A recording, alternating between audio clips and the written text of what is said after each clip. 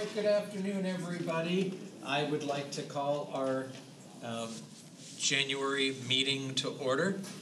The first item up is the approval of the agenda. You have the agenda before you.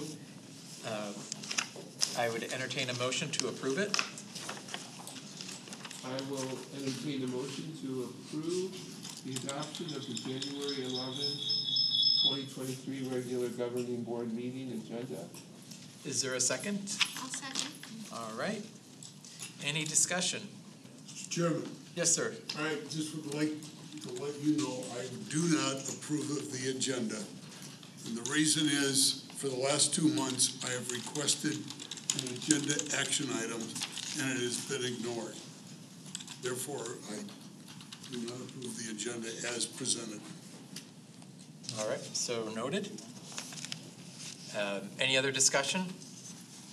Hearing none, I'll call for the question. All in favor, say aye. Aye. Aye. Aye. Opposed? Nay. All right, the motion passes 5-1. Next up is the pledge. I'd like to call on our registrar, Cindy Shaw, to lead us in the pledge, followed by a moment of silence. Would you all please stand?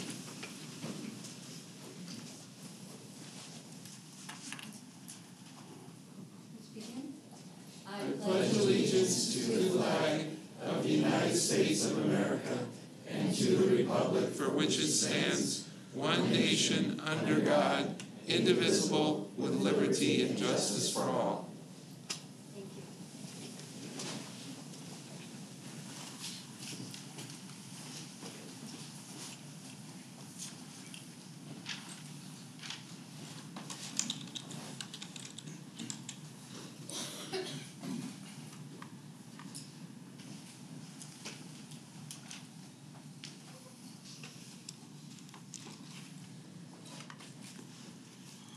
All right, moving on to item number 5.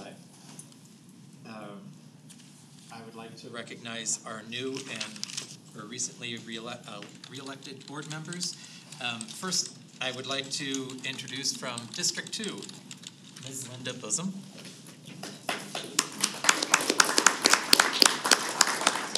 And if you'd like to say any words, introduce yourself to the public. Well, I'm just really happy to be here and, proud to be here, so to serve. Well, welcome to the board. Thank you.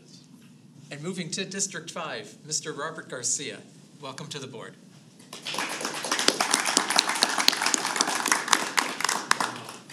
Turn the floor over to you if you'd like to introduce Happy to be here. It's a privilege, and hope we can get some really good work done and see what we can do. And I also would like to recognize Mr. Ramirez. You were re-elected in November, so welcome back. Thank you, appreciate it. All right. And anything you'd like to say as well, sir? I'm just ready to get started and get to work and doing great things for West-MEC and helping as much as possible to achieve the goals that we have set for this year. Very good. All right. I also was re-elected, but I will just move on to item. Moving on, item number 6, election of officers for 2023.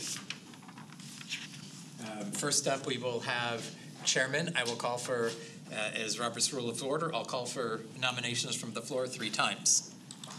Is there any nomination for chairman? I would like to put my name in nomination, basically because of the issue before Mr. Ramirez walked in. I have requested twice for an action item on the agenda, but been ignored and worked around, and so therefore I put my name in nomination.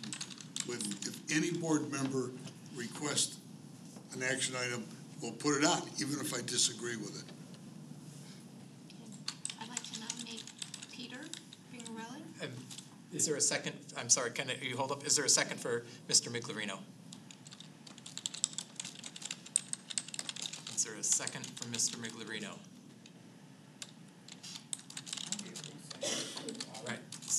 and seconded. I will return to Ms. Bosom. Okay, I'd like to nominate Peter Pingarelli. All right. And it's been seconded. Are there any other nominations from the floor? Hearing none, I'd entertain a motion to close nominations for chairman. Would someone like to move that we close? All right, I've moved and Mr. Ramirez has seconded. We'll close nominations for chairman. Garcia, I'm sorry. I'm looking at Juan and talking to you. Okay, all in favor say aye. Aye. Any opposed? All right, so we have two, and Vicky, if you would make roll call vote, who you will vote for is either Mr. Miglerino or Dr. Pingarelli. Mr. Robert Garcia. Ms. Linda Bosom. Dr. Pingarelli. Mr. Miglerino. Jim Miglerino. Thank you. Mr. Ramirez. Pingarelli. Ms. Wiley. Pingarelli. Mr. Strika. I'll vote for Dr. Pingarelli. Dr. Pingarelli. Dr. Peter. All right.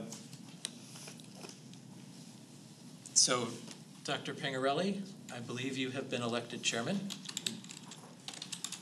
Okay, thank you. Thank you all. Thank you for your confidence, and I will then, I will turn the gavel over to you, sir, thank you, sir. and you can proceed with vice chairman nominations. So, are there any nominations from the board for vice chairman?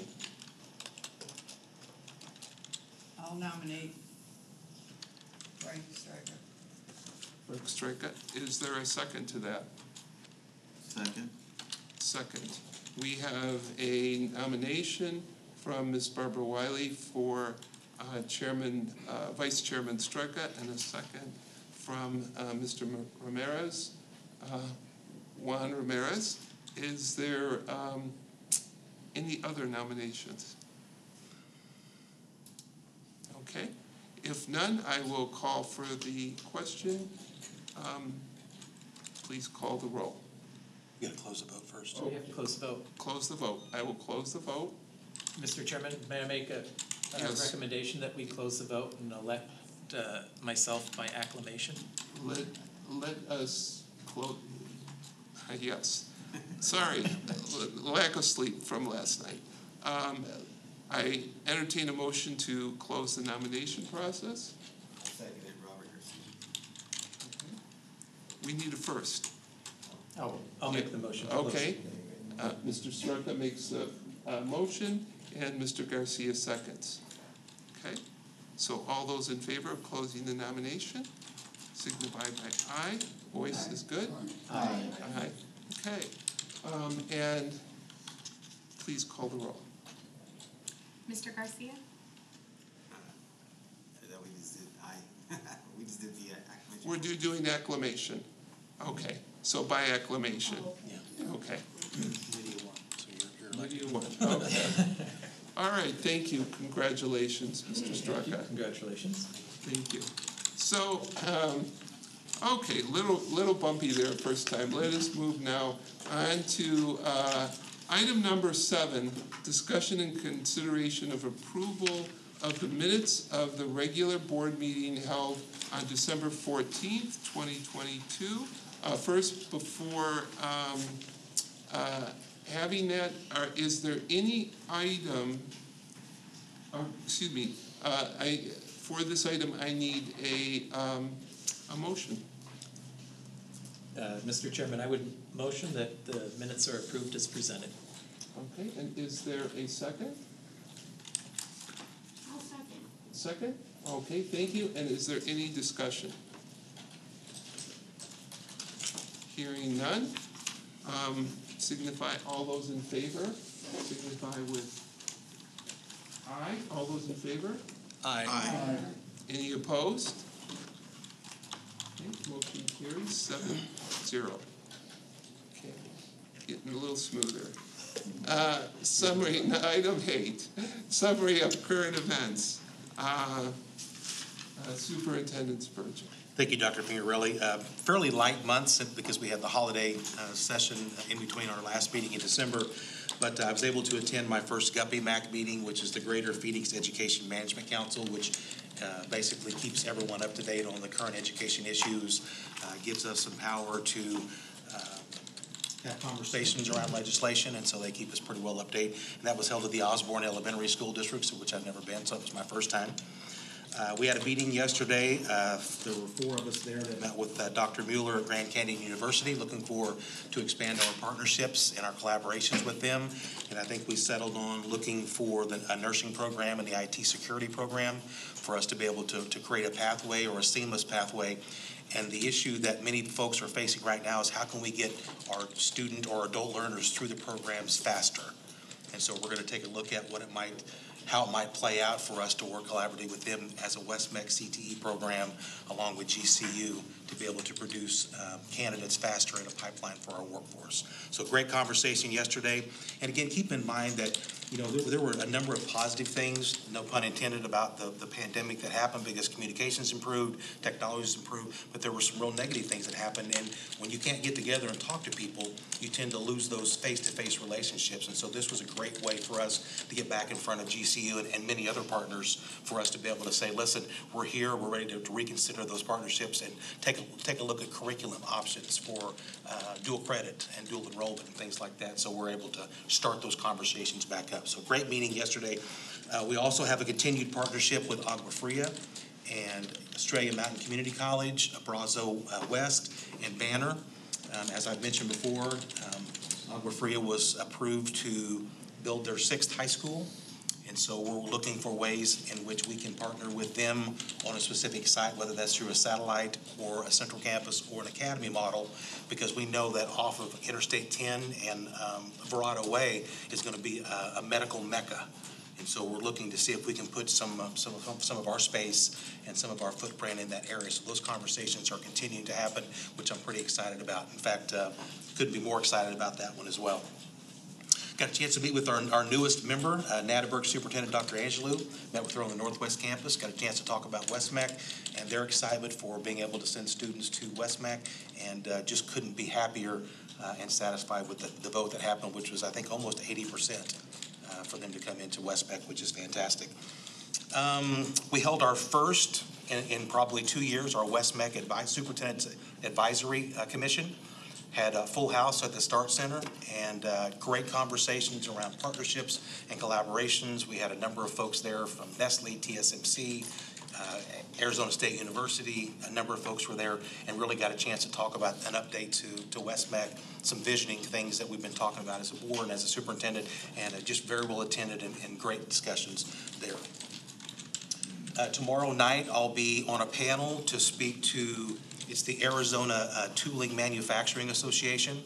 They're having a new installation for their president tomorrow, and he's asked me to be on a panel to speak to CFOs, CEOs, and HR folks from the manufacturing environments to talk about how we can partner together to ensure we have classroom teachers in our programs, as well as to continue to produce pipeline for the manufacturing environment. So that's going to be a great session for tomorrow night, and I'm very excited about that. And the last thing I'll mention is I was just made aware our communications department received a couple of awards, and there's going to be more to come on that. So I'm very proud of the communications and media department for picking up a couple of different awards for the great work they do in our communications and media department. So Dr. Pingarelli, that's all I have for tonight. Thank you, Dr. Spurgeon. I appreciate it. Board members, any current events or summary of activities that you would like to share with the board and the community?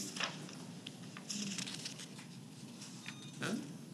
None? Okay. I will just mention that it was wonderful to see, to be at opening ceremonies for the 56th legislature, and I bumped into a few people, including Dr. Spurgeon. He just popped up, and I think he was a guest of Representative Dunn. Yes, sir. And it was nice to have him there, as well as watch directly from the floor my wife, Beverly Pingarelli, newly appointed chair of education, be sworn in along with all the legislators. It was a wonderful event, and it is an extreme honor to be part of it. Thank you. That's all I have. Okay, thank you, members. The next item, item 9, is discussion and consideration of a motion to approve the consent agenda. Before I call for a motion, is there any item from the consent agenda any member would like to pull? Hearing none, I will ask for a motion to approve the consent agenda as presented. So moved. Second. And second. So there is a motion by Mr. Miglerino and a second by Mr. Straka. So any other, I guess no other discussion. So hearing none, call the question. All those in favor? Aye. Aye. Any opposed? None? So motion carries 7-0. Thank you. Moving on. Oh, okay, Let's there, call for the oh, wait, that's first number 14, sorry. number This is- 14, okay. You still need to call for the public. All right, I'm having trouble with my computer here for a second.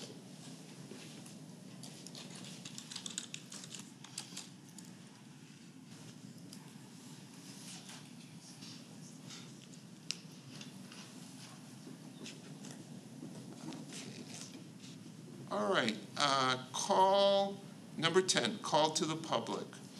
This is the time for for the public to comment on matters that may be of interest to the board. Members of the board may not discuss items that are not specifically identified on the agenda. Is there anyone, do we have any slips? We do. We do. This is for number 14, though, so Yeah, we'll save it for that then. are not otherwise, yeah, so that are not otherwise on the agenda. Okay, there are none, so we will move on to legislative number 11, legislative and business partnership updates. Mr. Williams, welcome. Chairman Pingarelli, members of the board, Superintendent Spurgeon, thank you once again. As always, it's a pleasure to provide an update on all things business development, government affairs, certainly while not a comprehensive list of all activities that have happened since the last time we met. I was sharing with Dr. Spurgeon earlier, if you look at the calendar and some of the meetings that have taken place, you wouldn't know that there was a 2-week winter recess in there because it fills up quickly. But want to just compliment a couple of items that Dr. Spurgeon included in his update, one of which was the Superintendent Institutional Advisory Commission. Really appreciate his vision and how it was shared with the group that day. And looking forward to future meetings with the stakeholder group, because as shared, it's a cross-section of education, CTE, economic development, and workforce development. And I think there was a lot of decision makers in that room, and if we can convene them regularly around deep dives and case studies and exemplars across the country that are working, that we can implement here in the West Valley to solve, not just provide opportunities for students, which is certainly core to our mission, but meet the demand of the workforce and employers. So looking forward to continuing those. In addition, want to also compliment just in general the healthcare strategy and how West-MEC is center in that conversation, and how we're going to really expand the pipeline for healthcare workers in partnership with Estrella Mountain Community College, Agua Fria, Buckeye, others. Really excited today, just by chance at an event, we connected with Dr. Noelle Trinder with Banner Health. She is the Senior Director of Healthcare Careers for Banner, so great contact was made there, and we'll loop her into the conversation and West-MEC's participation in that. Just to keep it top of mind, our conversations with TSMC continued. The engagement is still there. We look forward to also creating pipelines for not just TSMC, but the many complementary employers that are coming to the Valley as a result of TSMC being here. And they're reaching out to us because they're quickly hearing about, through conversations with the Arizona Commerce. What is TMC? I'm sorry, the Taiwan Thank you. Semiconductor Manufacturing Company. Yes, out there in North Phoenix. Big one off of 303. I know who it is, but it just, Yes. and I know how I am with initials, just so to help everybody understand it, I'm gonna do that. I appreciate that. Thank you. Thank you. But they're reaching out to West-MEC because they're quickly learning that we are very much a part of the workforce development system in Arizona and the West Valley. So along those same lines, GPEC, the Greater Phoenix Economic Council, reached out to us recently to be a part of another pitch meeting for a company that is considering locating in the West Valley. And we're very excited to be included in those conversations along with the OEO and the Arizona Commerce Authority and the Community College District and the university systems. It's just nice to see West-MEC very much being a player in that space. So those are some updates. And just along the same lines, I'm excited to see Sandra Watson, President and CEO of the Arizona Commerce Authority, to continue in that position under the governor change. So it's good to see her leadership continue in that, because they have certainly seen great gains in the West Valley and great growth under her leadership. She's certainly a visionary leader. So look forward to continue to work with her.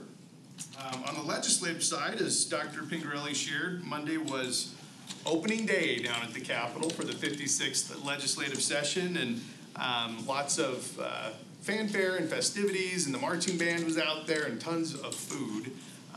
So it was a great day, it was a great event, and Dr. Spurgeon and I were hosted by Representative Tim Dunn, and I don't know if you've ever had his bacon-wrapped dates, but they're something else. He provided those part of his festivities, and Dr. Spurgeon then was invited down on the floor that afternoon, which was a great day.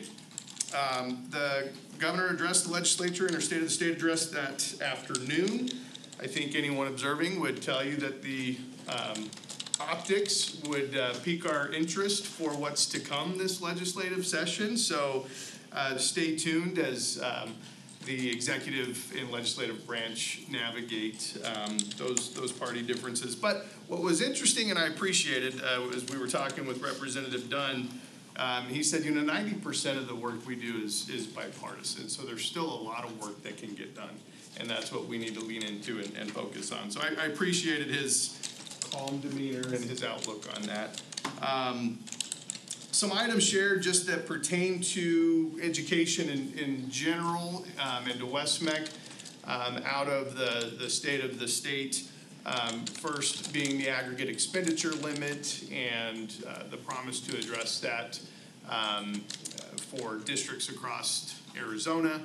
We know, and we've shared updates with the board since the fall, the impact that could have to schools in West-MEC in particular. She talked about the formation of an educator retention task force.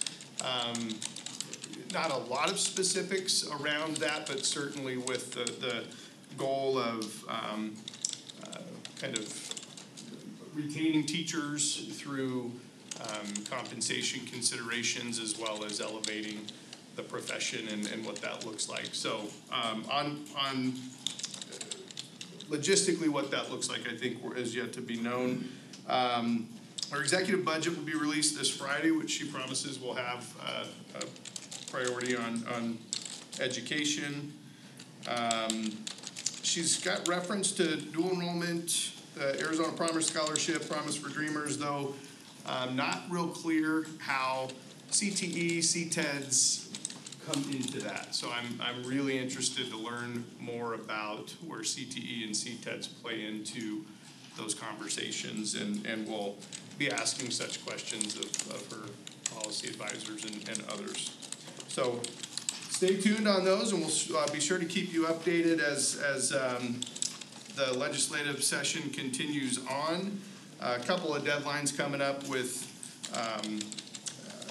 the budget, as well as the House 7 bill deadline coming up at the end of the month. So I think we'll see some activity here in the next 3 weeks or so. Last but not least, Dr. Spurgeon and I had the opportunity to attend the Arizona Chamber of Commerce and Industry legislative luncheon last week, and one of the big takeaways, it was a great event because we got to hear from majority and minority leaders from both the House and Senate, which was nice. We got to hear from State Treasurer Kimberly Yee. We got to hear from Arizona Attorney General Chris Hayes. But what I really liked was what was sitting on the table, and that was the Arizona business agenda for the chamber. And you'll see kind of peppered throughout this and woven into their guiding principles as well as their mission is really clear language around CTEDs and career and technical education. So just a quick excerpt would be encourage public-private partnerships between industry and career and technical education districts, advocate for state and federal funding for CTEDs, ensure regulatory flexibility for hands-on CTE instruction to occur on any day at any time, support expansion of CTEDs as a proven method for preparing the workforce and decreasing high school dropout rate. So it's good. I appreciate seeing our language and our priorities woven into the guiding principles and missions of others. So with that, I stand for any questions. Mr. Williams, thank you. Members, any questions for Mr. Williams? It should be an exciting year. It should be. It promises to be that, that's for sure. Thank you. Thank you very much. And now on to agenda item number 12. It's a pleasure to welcome Jane Fitzpatrick, the CTE Director of Deer Valley. It's a pleasure to have you. Thank you.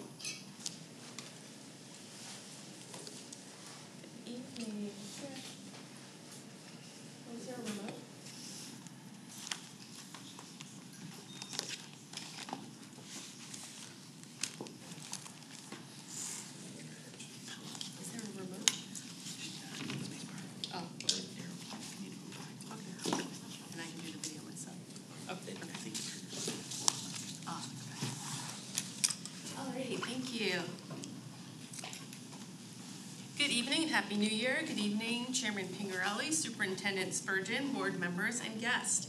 Thank you for inviting the Deer Valley Unified School District to present to you this evening. I am honored to be here. I'd like to take a moment to introduce some DVUSD guests in our audience this evening. First and foremost, my boss, Deputy Superintendent Dr. Gail Galligan of Curriculum Instruction and Assessment. We have our CTE Curriculum Instruction and Assessment Specialist, who also serves as Secretary of the AZ CTE Curriculum Consortium.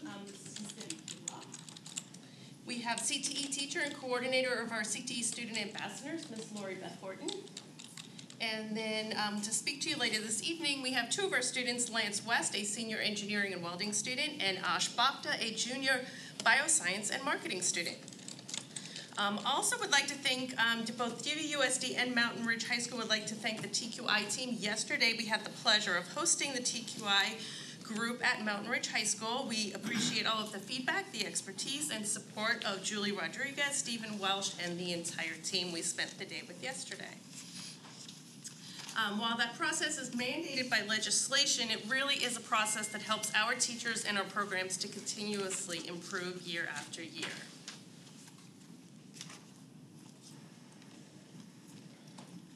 The slide before you is just some fast facts about some of the things happening in DVUSD. It is a highlight of things we're particularly proud of. It is not all-inclusive, but since 2019, Deer Valley has been working on developing and deploying a systemic CTE recruitment and retention plan. We've shared this with many of you in prior West-MEC board presentations.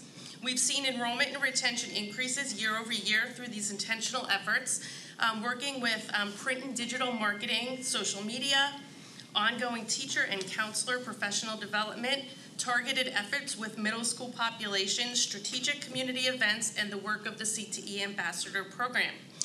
Currently, right now, we're just under 5,900 students enrolled in both CTE satellite and central programs. Our TQI visits speak to this, as well as our student guests tonight about the retention efforts with our CTE students to continue on, not only to year 2, but to year 3, 4, and internships. We're also really excited to share that we have a CTE U.S. Presidential Scholar semifinalist. In the past 2 school years, we did actually have national finalists that made it to the top 20 in the nation. This year, we're going to on that road again with a finalist that will be honored by Deputy Superintendent Kathy Raymond in March at our Deer Valley Governing Board meeting. We're proud that our staff is active at all levels and affiliates of ACTE, and this fall we celebrated the work of Debbie Kidwell when she was recognized at Vision as the ACTE New and Related Services Administrators of the Year for Special Populations. Debbie works tirelessly to ensure CTE is a mechanism for students to stay connected to their high schools. We also encourage you to visit our website and check out our CTE in the news. Those are just some examples over the past year, videos of our students working, serving, and demonstrating their entrepreneurial spirit in the community. Student success stories are abundant, and these are just a few that we've shared here. And these are from culinary arts, law and public safety, and marketing. We have a short video for you tonight. These are just a list of our programs, but to see it is a lot more effective. So we're going to share to you a short student-created video of our satellite programs across our 5 campuses. Each campus, depending on size, hosts 8 to 12 CTE programs. Some are unique at a single location, like culinary arts or nursing, while others you'll find at most or all of our locations, like marketing, film and TV, software, and app design. We're excited to show you a glimpse of our programs, and this video was actually created by a marketing and media intern. This is DVUSD CTE.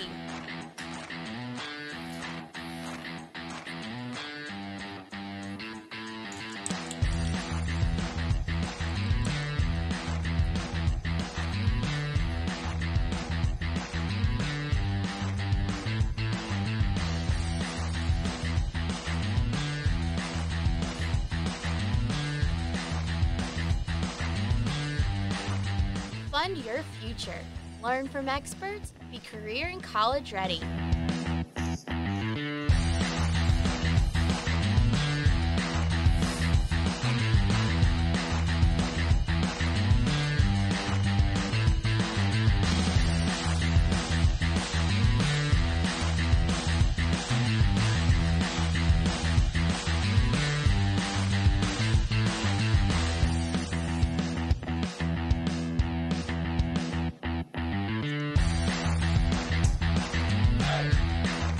Get connected, make new friends, and look forward to school.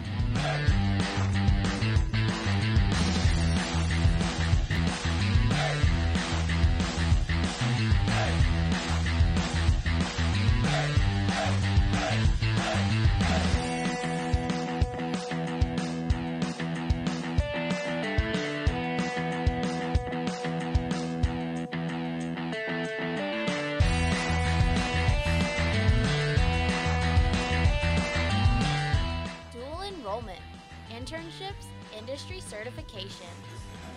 For additional programs, check out West-MEC.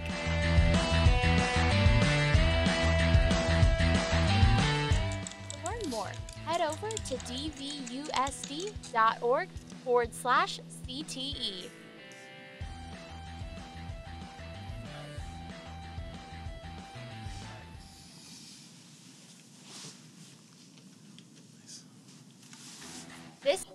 All right, thanks for your time. Work-based learning and business partnerships is really at the heart of all we do. This slide is just, again, a representation of our business partnerships. By no means is it all-inclusive. And while I could speak to our partner involvement at length, I will just call out a few highlights from the partners that you see above. Abrazo Health at Arrowhead has been a long-time clinical site for nursing services. As I've been in this position for 10 years, we've been working with the Arrowhead facility far longer than that. So that's where we host our acute care clinicals with our nursing program. We also work with many long-term care facilities as well.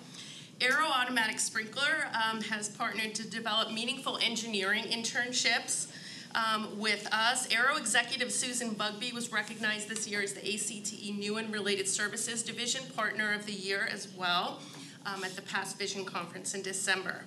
And then another long-term business partner for us is JW Marriott. They continue to provide support across multiple programs, hiring our students in both internships and upon graduation in business and marketing, culinary arts, and hospitality management. Our business partners support our teachers and students as they navigate the changing national and local workforce landscape and enhance their professional skills. It goes without saying that we're working with TSMC, which is right in our backyard between Sandra Day O'Connor and Boulder Creek High Schools. They have participated in our hiring events, spoken at our schools, and educated our students about some of those entry-level manufacturing technician positions. We look forward to the AIT program hopefully coming to the Northeast campus as well to help better prepare our students for career opportunities through TSMC. And we recently signed an MOU partnering with Elevate Ed Arizona and the Greater Phoenix Chamber. They're going to work with Barry Goldwater High School. For those of you that may have been at the forum at the Southwest campus, in the late part of the fall, they spoke as well to that program, so we're excited to get them on board to bring greater business partnerships and help some of our underserved students at Barry Goldwater.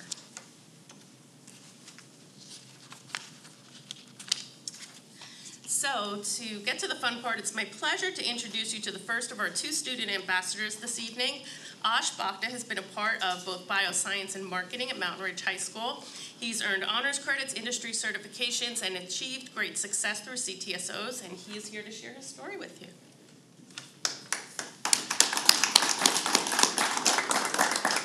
First, I want to say thank you, board members and newly elected chairman, for having me today. It's a good honor. So my name is Ash Bhakta. I'm a junior at Mountain Ridge High School. I'm also a CT ambassador for the Biomed Science department at my school. So really what Biomed Science is, it's essentially a opportunity, a hands-on, intricate opportunity for kids interested in the medical field to open up doors for them in the future, medical careers. So what's really intricate is there's 4 key years, biomed, medical interventions, biomedical interventions, and HBS, which is studying human body systems. There's forensics, which we all see in our crime scene shows that we all love, and biomed innovation, which is we create a capstone year.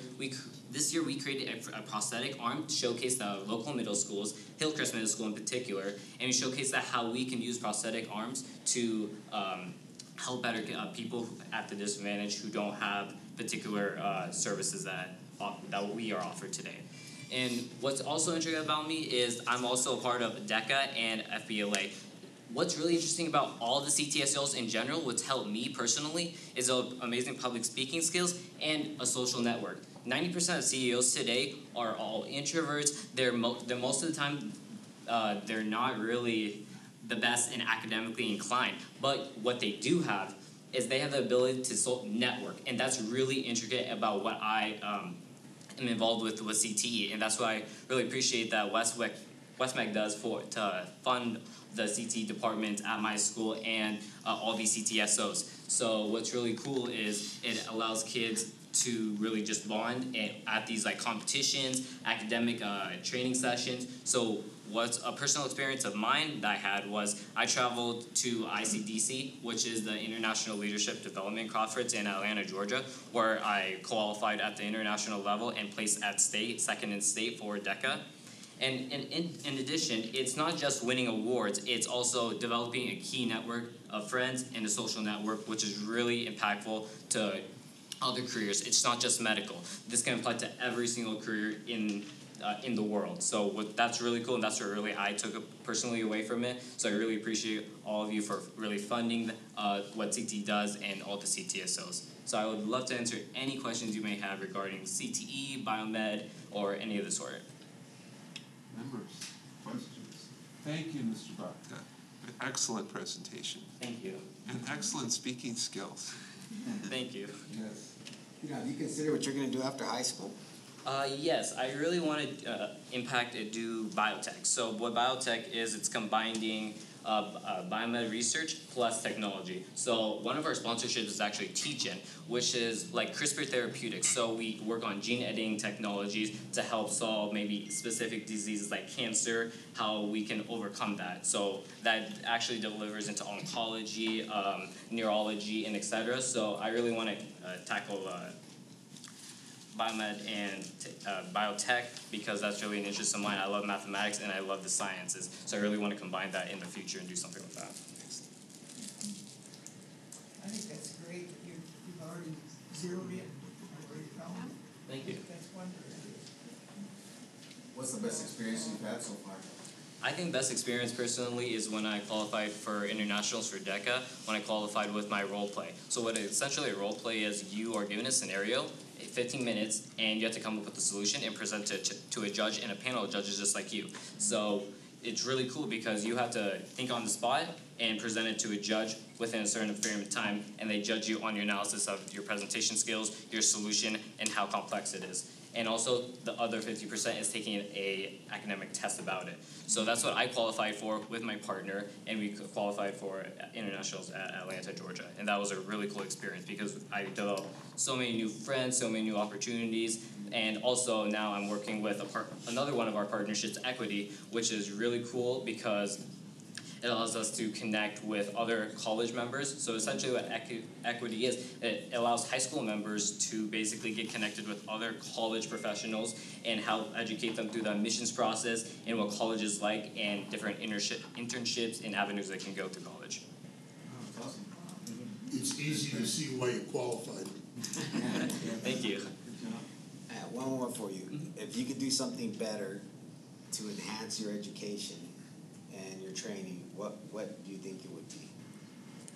I think just continuing to move along with what CTS offered and just being intricate and diving into all the different CTSOs. So I mentioned I was also in HOSA, FBLA, and DECA. I recommend every student from the start of freshman year, even in middle school, to get involved in these CTSOs because when you're just a student, an academic student, you're only focused on classes and getting high grades and GPAs and SAT scores. But that's not what life's all about. You need to develop a key social network. You need to develop your public speaking skills because these are all key elements that foster within our world today. It's not just who's the smartest in the room, because if you're the smartest in the room, just like all of us, you're not going to be able to showcase what you've learned, how smart you are. You need to be able to articulate that in words in front of all of you and in front of people in the world. So that's what makes like a great CEO today, and the ability to articulate your thoughts. So I think really all the CTSOs and CTE programs that we offer is really impactful to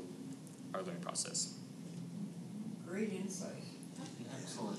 Fabulous. Excellent. You're gonna go. You have a bright future ahead. Very cool. Thank you very much. Thank you. Thank you.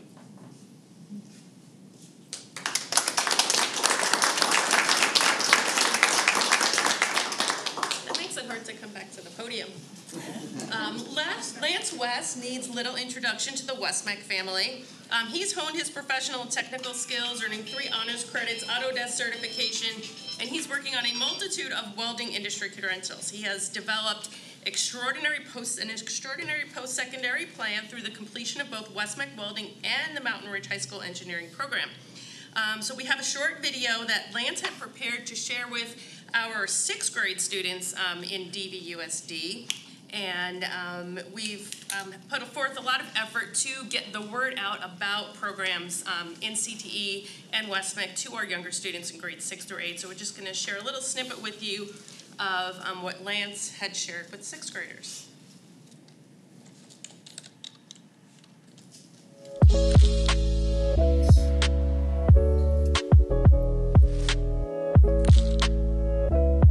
At Mountain Ridge, I am in the engineering program, and at West-MEC, I am in the welding program.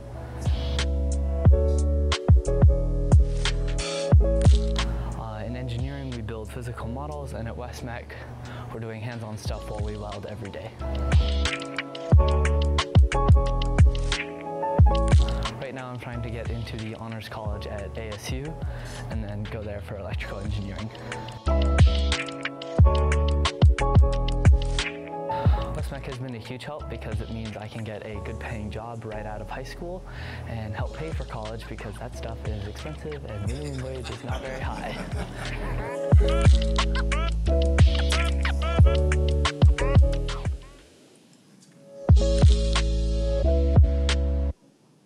All right, Lance West.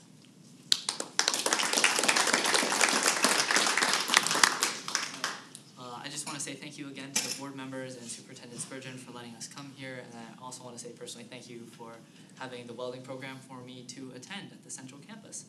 So As the board says, I am in the welding program and the engineering program of my home high school, and I think those programs do mesh very well together because at my engineering school, or at engineering classes, I've learned how to do like engineering schematics and printouts and layouts and blueprints, and at West-MEC we have to read those blueprints and build welds and test welds off of those blueprints. So it's worked very well together, and then I got my first Skills USA experience at West-MEC where I participated in Skills USA for welding, went to Welding Thunder. I didn't do it the second semester my first year because I started looking for a job, but I should also be going back to a Skills USA competition in spring for my engineering class, where me and my partner, who is also a West-MEC student, who goes to the Central Campus for drone technology and avionics, we're building a hydroponic farm, which we're hoping will help alleviate some food issues in low-income housing areas. So we're going to take that to Skills USA in spring. I'm also a part of the CTE Ambassadors, which I was a part of last year, but didn't get to do much because my West-MEC class ran until 6:30, which cut off a lot of the meeting time like this. But I've also earned honors credits through my engineering class, and then at West-MEC I could have earned dual enrollment credits, but I didn't enroll in that as I didn't really know if it would cover any of the classes I needed at ASU. So I've also earned my Autodesk certification at my home high school for engineering, and I'm working towards a few different welding certifications at West-MEC. So that's just kind of my synopsis on what I've been up to. So, any questions? I had the same question for you. So what do you think with all your training that we could be doing better to help you, or maybe to help students that you've experienced, to help make the program better, one step ahead?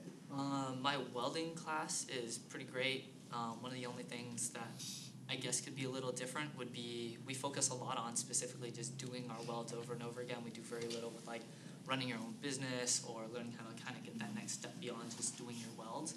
So that could be something we do in our welding class. I know Skills USA works on that because there's all the partners like the pipe trades. Everybody comes out to events like Welding Thunders. We go to AZ Construction Days. So there is some of that, but just kind of getting it so the students are a bit more motivated to start pursuing those instead of just focusing on the welds that we do every day. At my home high school, we had the West-MEC team come through on Monday, and they came through, asked us questions and all that. And I know welding is a Central Campus and Southwest Campus program, but I know at the Southwest Campus they have an energy engineering class. And I saw that last year, and I was like, I wish I had taken that instead, because it is a lot more of a direct tie-in with my engineering classes at my home high school. There's the APS internship there, which I would have loved to do. I'm going to be doing that in college anyways, so I don't know, I think just kind of getting students to kind of take that leap and get more interested in it, so. Didn't you also participate in the career night for DVSD, which you were with our West-MEC team, weren't you? Yeah, I was with the West-MEC team there, and then I've helped out at every open house at my West-MEC campus that I've been able to attend so far. And what's really exciting, he mentioned honors points for his home high school or satellite high school programs. And starting next year with Dicer, I visited with several superintendents. Dicer, it's going to be our model, and we're going to look to offer honors points for our central campus programs for the first time ever. And what does honors points mean? It simply means that it's a step above. It's almost like advanced placement courses. This would be an honors track where we're looking at our programs that are assessed through a third-party organization, so it's not assessed by West-MEC, so it takes another level of accountability and reliability of doing it outside of West-MEC, and so we're identifying those programs now to work with DICER to be able to give students a choice to take the honors track in our central campus programs. Why shouldn't they? Because our programs are extremely rigorous, and that they should be awarded appropriately. And it looks great on a high school student's resume. Mm-hmm. When applying for college, it looks really good. It's a very good GPA boost. Oh yeah, that too. Yeah. All right. Do you know what area of electrical engineering you're planning to go into? Preferably like power engineering. So okay. I was hoping to maybe if I'm not feeling like just going and starting work after I get my bachelor's, I was thinking about going back for my master's and getting a certificate in nuclear engineering as well. Okay. So, Cool. Good. Palo Verde. yeah, that'd be nice. Very nice. Thank you. Yeah. Thank you for having We me. have great contacts for Palo Verde too, so Yes. Check to make sure we class. stay in touch. Thank you. Thank you.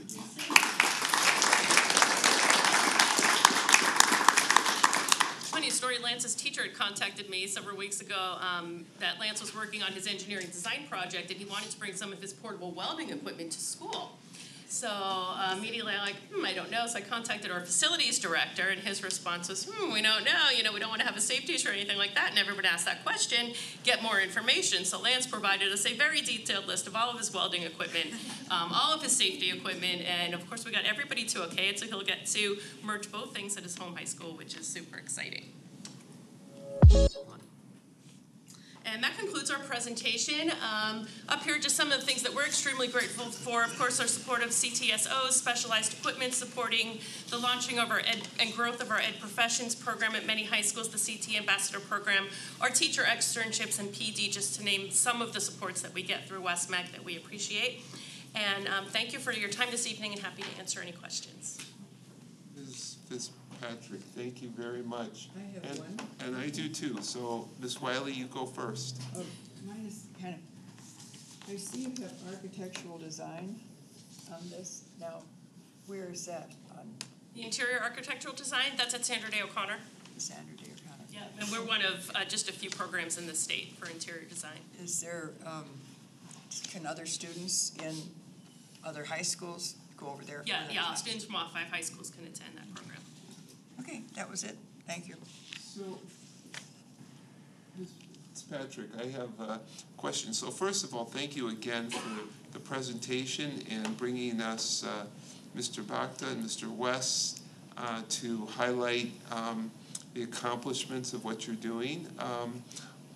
I want to go back just very quickly to, you mentioned student retention. And all the board here is acutely aware of the effects of the pandemic, and this is a question I've asked before, and issues with student learning loss, behavioral.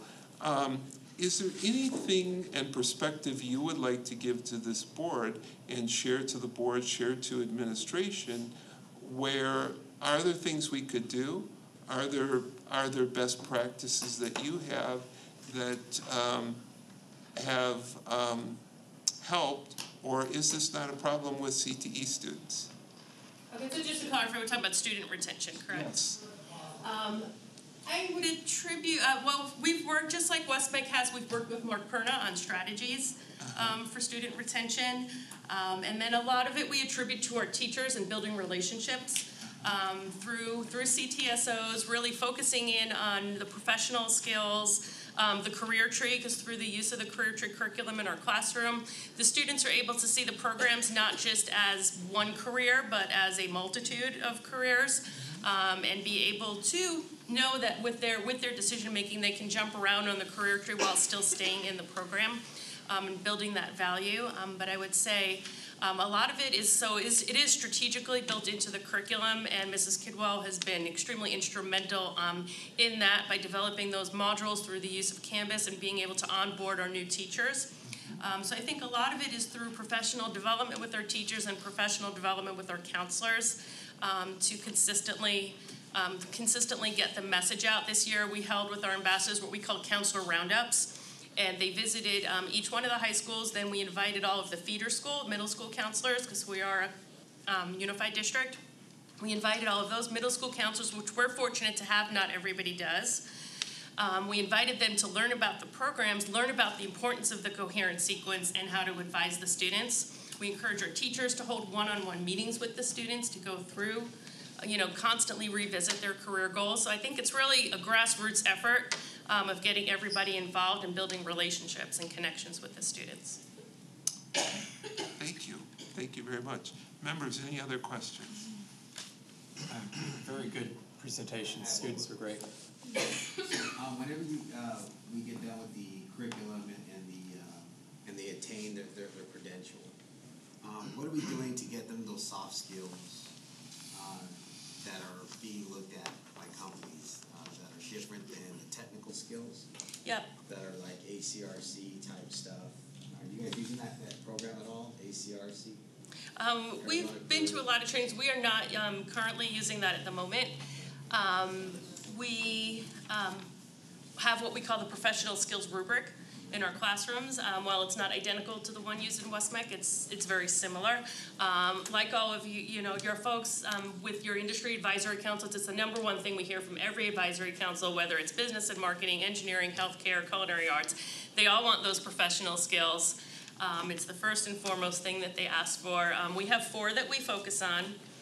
Same as you guys do here in central programs. We encourage our teachers to use it through work-based learning, and it's really just bringing in those work-based partnerships, forming those mentorships, using the rubric in the classroom and the CTSOs. So we're, it's always a work in progress to develop those professional skills. These students are, are exemplars of that, but it's a work in progress, from freshman year up. And then, we hope when they get to the capstones or the internship courses, they're approaching or real close to being proficient at those. And have we ever thought about doing scholarships for students, especially so some of the challenges could be work, having to get a job while they're in school. Some of the challenges could be that they can't really excel because they have to constantly think about going to work after school. Have we ever thought about doing scholarships that would probably help float them over a semester? If they're a high achiever or some kind of contest that they could win or something of that sort? Did we ever consider that? That's probably an arbitrary question, but I heard that in conversation actually. For transparency, I'm a father of 4, so I've heard this before.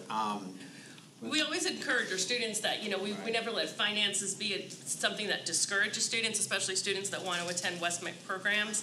As far as scholarships for specific education opportunities, we offer, the gamut of them, through ACTE, through the CTS, we actually collect donations from our business partners and have scholarship foundations at some of our schools. And we offer a lot of paid internships at every high school. So, when they get to that 12th grade year, those paid internships are a great option, or being able to, even if it's not through our 4-credit internship program, to connect them to those business partners for meaningful experiences. I was thinking something like I don't know if that answered your question. No, it does. And I kind of knew that we don't have that yet. I already knew that when I asked that question. But so where you go to universities, there's a lot of scholarships you can get. Some of those scholarships are free money where you can use it for living expenses while you're going to school, not attributed to housing or tuition. But with these CTEs, which are specialized, something like that, maybe down the road, would be something we could look at some point. Yeah, and we've had a multitude of, like I said, CTSO scholarship winners and ACTEAZ scholarship winners over the years. And the grants, of course, we appreciate for West-MEC students. We never let those West-MEC fees be a deterrent to a student applying or accepting a West-MEC space. Thank you. Any other questions, members? Thank you. Ms. Patrick, thank you very much.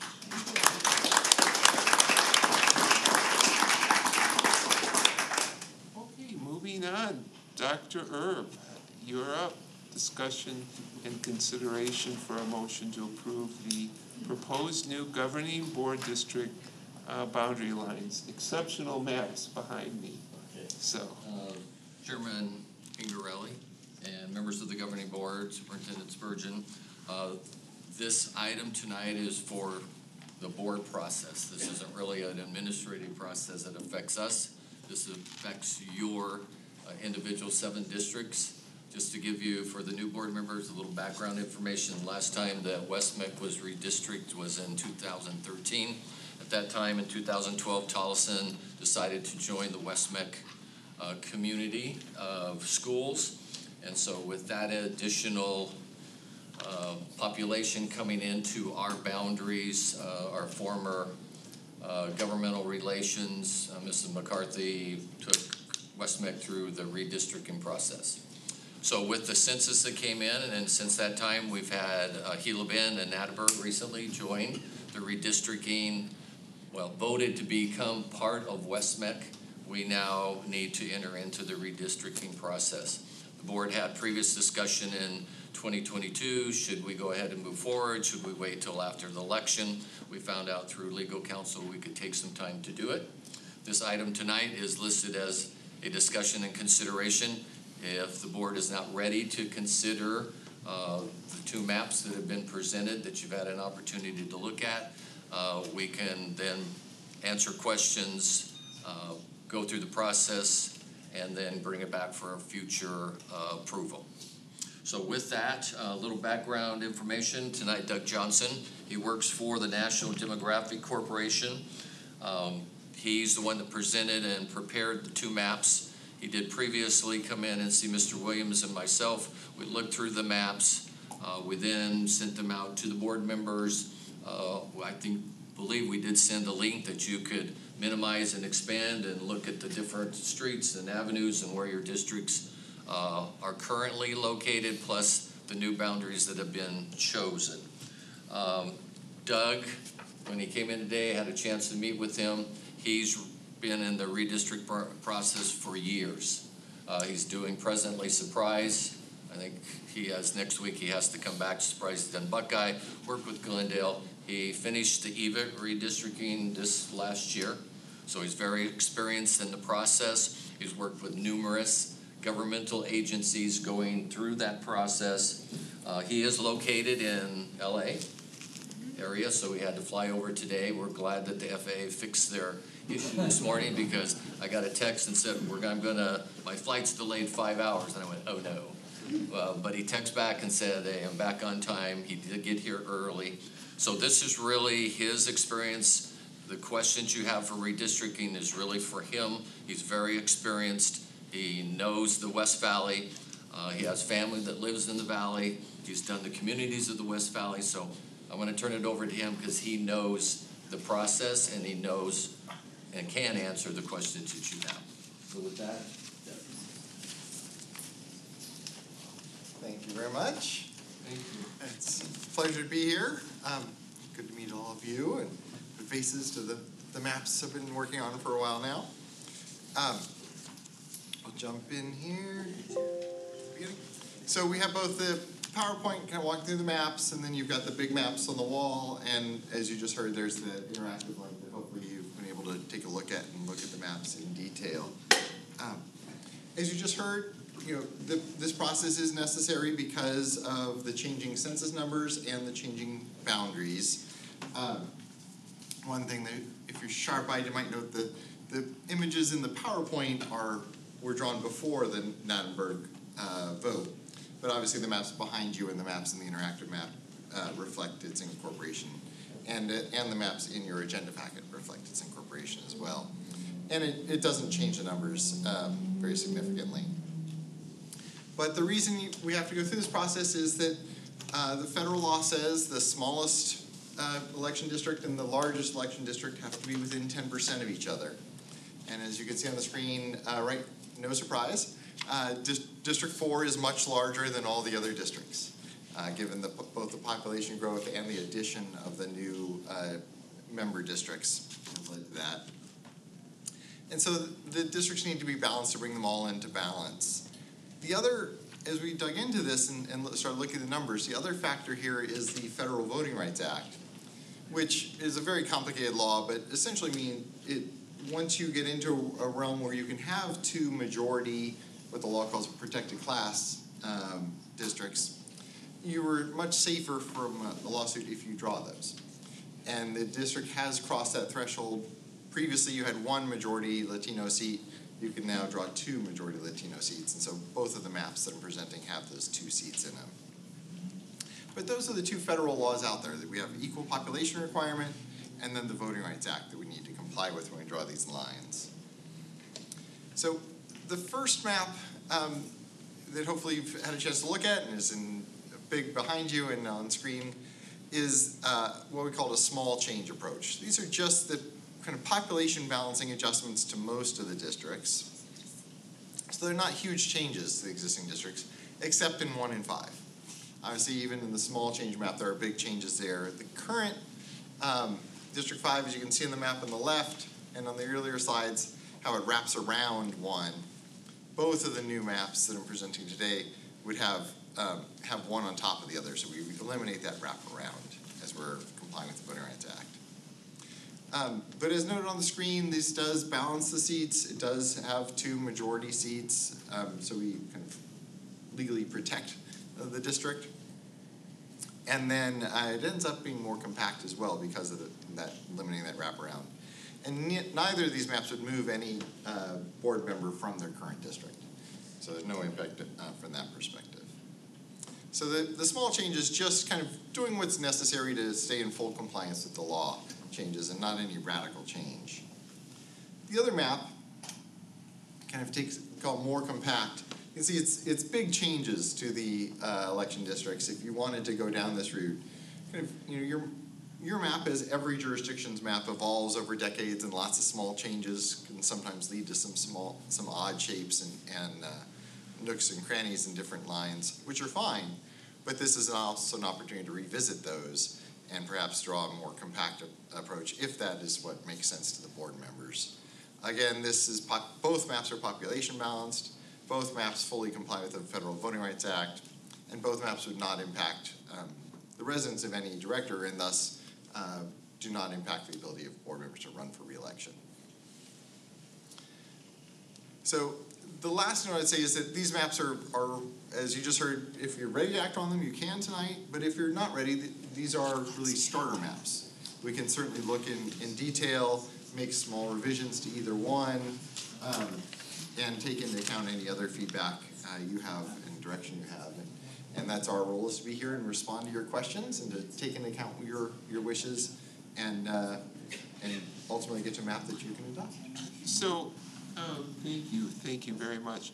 Let me start off with a question. I'm sure other members have questions. So, since we've been through the redistricting process just recently with congressional and legislative districts, so we're all very familiar with it, looking at the 30-some different renditions of the map. Is this something, and I realize this is on our website, it's public information, I assume this new PowerPoint, if it is not on our website or under, it will be, so members of the public can see it. Should we leave this open for the public for a while before moving this item, or do you think based on, I guess that's a decision, a question to the board too, but are there any concerns, given this is a school district and everything seems to be balanced, we're in compliance, population, Voting Rights Act, are there any other considerations that you would bring to the board? So it's certainly the board's option to do that. One of the things we talked about is, I actually worked with the state commission, and as you all are probably familiar, they held scores of hearings and forums and had hundreds of people and thousands of comments. It's one of the interesting parts of our work is we work with states and we work with education districts, and we work with some tiny jurisdictions and fire protection districts and community service districts. And at every level you get different amounts of public interest. So if you do think you might get some public interest, if you've heard anything about public rumblings about this process, we can certainly leave it open. We can even do a forum or something like that. But my impression is at this level, and EVIT was certainly similar, there just isn't that level of public engagement in this process. EVIT actually held a community forum. We did an hour-long time available for people to come before the board meeting, and no one came. So they did kind of test the waters a little bit for you. Okay. So it is something we're happy to do. You don't have to hold a forum. You can just leave time open for the public to comment if you want. But it's entirely at your discretion. And it is very common. I don't know how many are aware that the state was this giant deal. Maricopa County adjusted the Sousa Rural Districts in-house, and I think they discussed it twice. And I got one story in the newspaper. So it does really vary depending on the level of controversy and the level of interest. I really want to open this up for discussion to the board if there are any concerns or questions, or and what the board thinks, if we're ready to move on this or we should leave it open for a while. I'll just open it up for the board to comment. Mr. Straka. So my only observation was Ms. Wiley's district is the biggest by like 75,000. But then when we rebalanced it, hers is still the highest. I would have thought because of how much growth we're gonna have along that 303 corridor, we would have made her kind of a smaller district compared to the other 6, knowing that in the next 10 years, her growth is gonna be exponential compared to nobody's moving to New River but me. I can handle it. So that was my only question, is why we didn't do a little bit more of a balance of that. That is one consideration that can be, the courts have said, is a good consideration to have in mind. But it has to be balanced with a lot of the other challenges of trying to follow, clear boundaries and street lines and all that. And a lot of the neighborhoods on the borders are either very dense, so if we move a line just a little bit, it throws the whole thing out of balance. Or up in the north, we have these giant areas with very few people in them so far. And so you end up making a huge change and not making any difference. So it is something that ideally would be done, but it just didn't work out with the other considerations of trying to follow lines and major roads and school district boundaries. It makes sense. The other piece too is that the amount of play we have for that is only a couple of percent. Again, the largest and smallest have to be within 10%. And the kind of growth you're getting in the West Valley is going to blow through whatever accommodations we make very quickly. And if her district does blow through, we still don't have to redistrict until 10 years. Is that correct? Correct. So legally, you only have to redraw lines after each census. And then, as you just heard, each time a new district joins, the practice is to revisit the lines and see if they're still balanced or if they need to be redrawn. But you've got a pretty good big district. Yeah, any other questions, concerns? If not, we would need a motion and a second. I make a motion, we adopt the compact map. I will second that if you tell me your logic for picking which one. Because it's compact. I was thinking you might have something a little bit more than that. I will still second it, I was just curious about it. So we have a motion on the floor for the compact map by Ms. Wiley and a second by Mr. Straka. Any further discussion? Any board members have a preference either way or comment? Okay, I kind of like the compact map myself, but I'd like to see how it's split up in between all the legislative districts and also precincts. Which precincts lie within? Yes, actually, when we met before this meeting, the staff brought up the goal to see legislative districts. So on that interactive map that was mentioned, actually just this afternoon, right about 2 hours before this meeting, we did add on the legislative and congressional lines. So we take off the existing district lines. You can see, so the green lines here are your legislative districts. So District 20, for example, West-MEC District 2 would include a little bit of 29, a bit of 22, just a tiny bit of 22 down here, and then mostly 27. So it was brought to my attention just this afternoon that is an interest, and so we've added this in so you can go in detail. The precincts, I knew where to pull these lines from the state commission, so that was really easy to do. I can talk to the county and see where their precinct lines are and get that. I think that's on page under the current board districts. It's on what you gave us, so if we can transpose the lines, we might be able to get that. Yeah, there is the map on the left here that is the county map. Some of those precinct lines may have changed is the only challenge, as the county is constantly changing the precincts. But we can certainly add that on here, assuming the county has made that map available online, which I'm pretty sure they have. Very good. Okay, so I think for this item, since we have a motion and a second, I think it's probably a good idea just to call a roll call on this. Sure. Mr. Garcia? Yay. Ms. Boozman? Mr. Miglerino, Yes. Mr. Ramos, Yes. Ms. Wiley, Yes. Mr. Streka, Yes. Dr. Pingarelli. Yay. Thank you, Vicki. Very good. That was Very very good. efficient. So the motion passes 7-0. You need to travel around the entire country to keep up.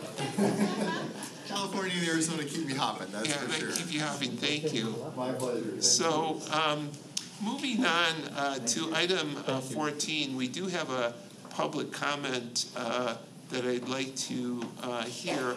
I think it is, Frank, can you hold up the sheet? Ms. Angela Harris. And so we will hear the public comment, and then we will move into that item. Thank you. Good evening, governing board members, Dr. Spurgeon, Vicki. As most of you know, I'm Angela Harris. I'm the first face you see when you enter the building. I'm also CJ's assistant. We have a department of 2.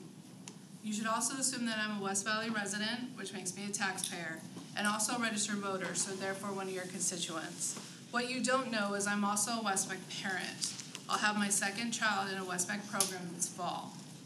Last month, we learned that West-MEC receives approximately $1.5 million from Proposition 301 every year. We also learned that West-MEC spends $450,000 of that money yearly on our teachers, less than a third of what it's given.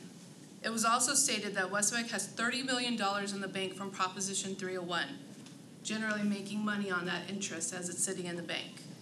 So if my math's correct, and I won't guarantee it is, West-MEC is pocketing $1 million yearly of taxpayers' money. Proposition, which I voted for, 301, which I voted for, money is not your money. It was given to you to ensure that my son has the best education possible in his chosen field. My sons and other West Valley students are feeling the impact of this board's refusal to pay its teachers a competitive salary. It's been stated multiple times that West-MEC has a teacher retention problem. I know personally from my son's program.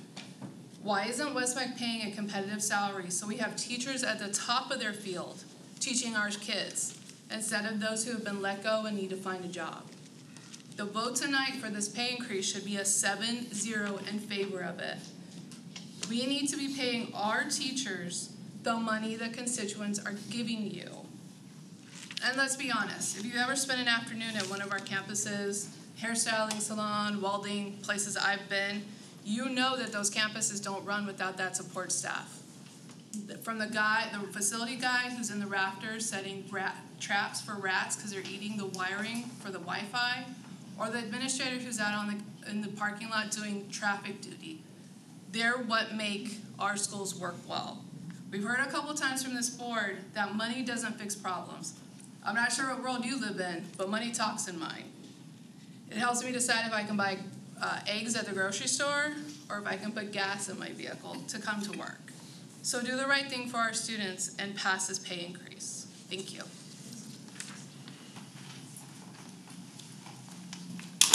Thank you. Mr. Walsh. Thank you. Good evening, Dr. Pingarelli, governing board members, Dr. Spurgeon. Thanks for the opportunity to talk to you this evening about a modification to our classroom site fund. As you see there in the memo, Arizona Proposition 301, passed in 2000, allows the district extra resources to pay for teacher compensation, including base pay, performance pay, and other expenses. Recently, in 2021, the state legislature opened up the what's allowable under Proposition 301. It used to be very confined to a 20%, 40%, 40% population. There was a Senate bill in 21 that opened that up to really expand local control over the use of those monies. That is what is included in the modification that you see before you tonight. There are 2 specific modifications I bring before you tonight. Those are bulleted on that memo. The first one is on page 1, and it has to do with the base salaries for teachers. So 301 allows the district to expense that money. This item in and of itself does not increase anyone's pay at all. All it does is it allows the district to code that expense to this pot of money, classroom site funds, instead of M&O. So the first item changes the current amount, which is $1,550, to $15,000. And again, previously we were not able to do that because of that formula that was in place. Now that that formula is no longer in place, we were able to move it from $1,550 to $15,000. So if this modification was passed, that would allow the district to currently code up to $15,000 of a teacher's base to classroom site fund. So this pot of money instead of the M&O pot of money. When I say classroom teachers, also expanded under classroom site fund was to increase it from classroom teachers to counselors. So school counselors also benefit from this, as well as our career coaches, because they have a defined student population on a campus and they're based on a campus. So those three groups' salaries would be able to be coded to classroom site funds for the amount of $15,000. Does not increase anyone's pay. It just says, hey, instead of this pot, you can take it from this pot. It just has to be in the plan for us to be able to have access to those funds. Yeah, this really unlocks the door for us to be able to access those funds. The second item, remember there were two changes, so the second modification allows us to expense insurance premiums for these eligible employees, also out of classroom site funds. So instead of expensing insurance premiums out of our M&O pot of money, it would allow us to expense insurance premiums for our teachers, campus counselors, campus career coaches out of this fund as well. So those are the two changes, and for our new board members, classroom site funds is a plan that annually the board adopts this performance pay structure for those employee groups. June is when that traditionally happens. So each June we come before you. So the plan you see now includes those two changes from what the board originally adopted in June. Again, changes that base pay from $1,550 to $15,000, and then includes insurance premiums for those groups. I know in December, Board Member Ramirez had mentioned about performance pay. Thank you very much for that guidance. We are meeting with the committee February 23rd to really kind of start those conversations, having our teachers, counselors, and career coaches look at the performance pay amounts as well as any new categories. One of those new categories might be dual enrollment. You heard some talk this evening even from our students about how dual enrollment has really helped them advance their future. With dual enrollment comes a lot of extra work for our teachers, so teachers are going to consider a stipend in the area or a performance pay trigger in the area of dual enrollment. National Technical Honor Society might be something else that you see. But we're going to work with teachers this spring, starting February 23rd, on what those performance amounts and criteria, what they would recommend them to be. That will be embedded in the new plan that comes to you again in June of 23 for the 23-24 school year. So here in a few months, I'll be back before you with their recommendations on performance pay. But tonight, the only things in here, the only changes are those two changes from last June, which again is that base and the insurance premiums. And I just reiterate, because more important for you all, I don't want anyone online, any of our teachers, to think this in itself does not change anyone's pay. It just lets us take it from this pot to this pot. And what's the benefit of that? The benefit of that is, and I'll let Dr. Spurgeon add on to this, but it will free up the M&O money. So the maintenance and operation money, there's capital money, maintenance and operation money that really are the backbone of a district, and then there are some federal grant monies as well. But if we can free up M&O money, then it allows you all as a governing board to have greater stewardship over your finances and sustain the financial future of the district. So as an example, you could almost look at it as if your regular checking account would be our, M&O means maintenance and operation, so that's kind of our general checking account per se. This would be a savings account because the money can only be used for those 3 or 4 items that Mr. Welch actually received tonight. So it's just sitting there, and if you have that money in savings, if you could move your mortgage payment over to savings, it saves you the $34,000, $35,000, $4,000 a month, which you can use in other areas that you would have to use the 301 funds. So that pot of money, because it was so defined on what it could be used, it really built up a little bit of a deposit in there, and now the legislature has given us the ability to go into there and use it for good things. Brings that money to be used in other areas that may be critical to the organization. So, quick question. My understanding is we're not allowed to supplant Prop 30 fund monies. This does not meet the, does this meet the definition of supplanting? Because we're moving money from one pot to the other, paying salaries that we are obligated to pay. So I just want to, is that a supplanting, or am I not understanding the rule? It's not a supplanting issue, but Tracy, do you want to speak to that?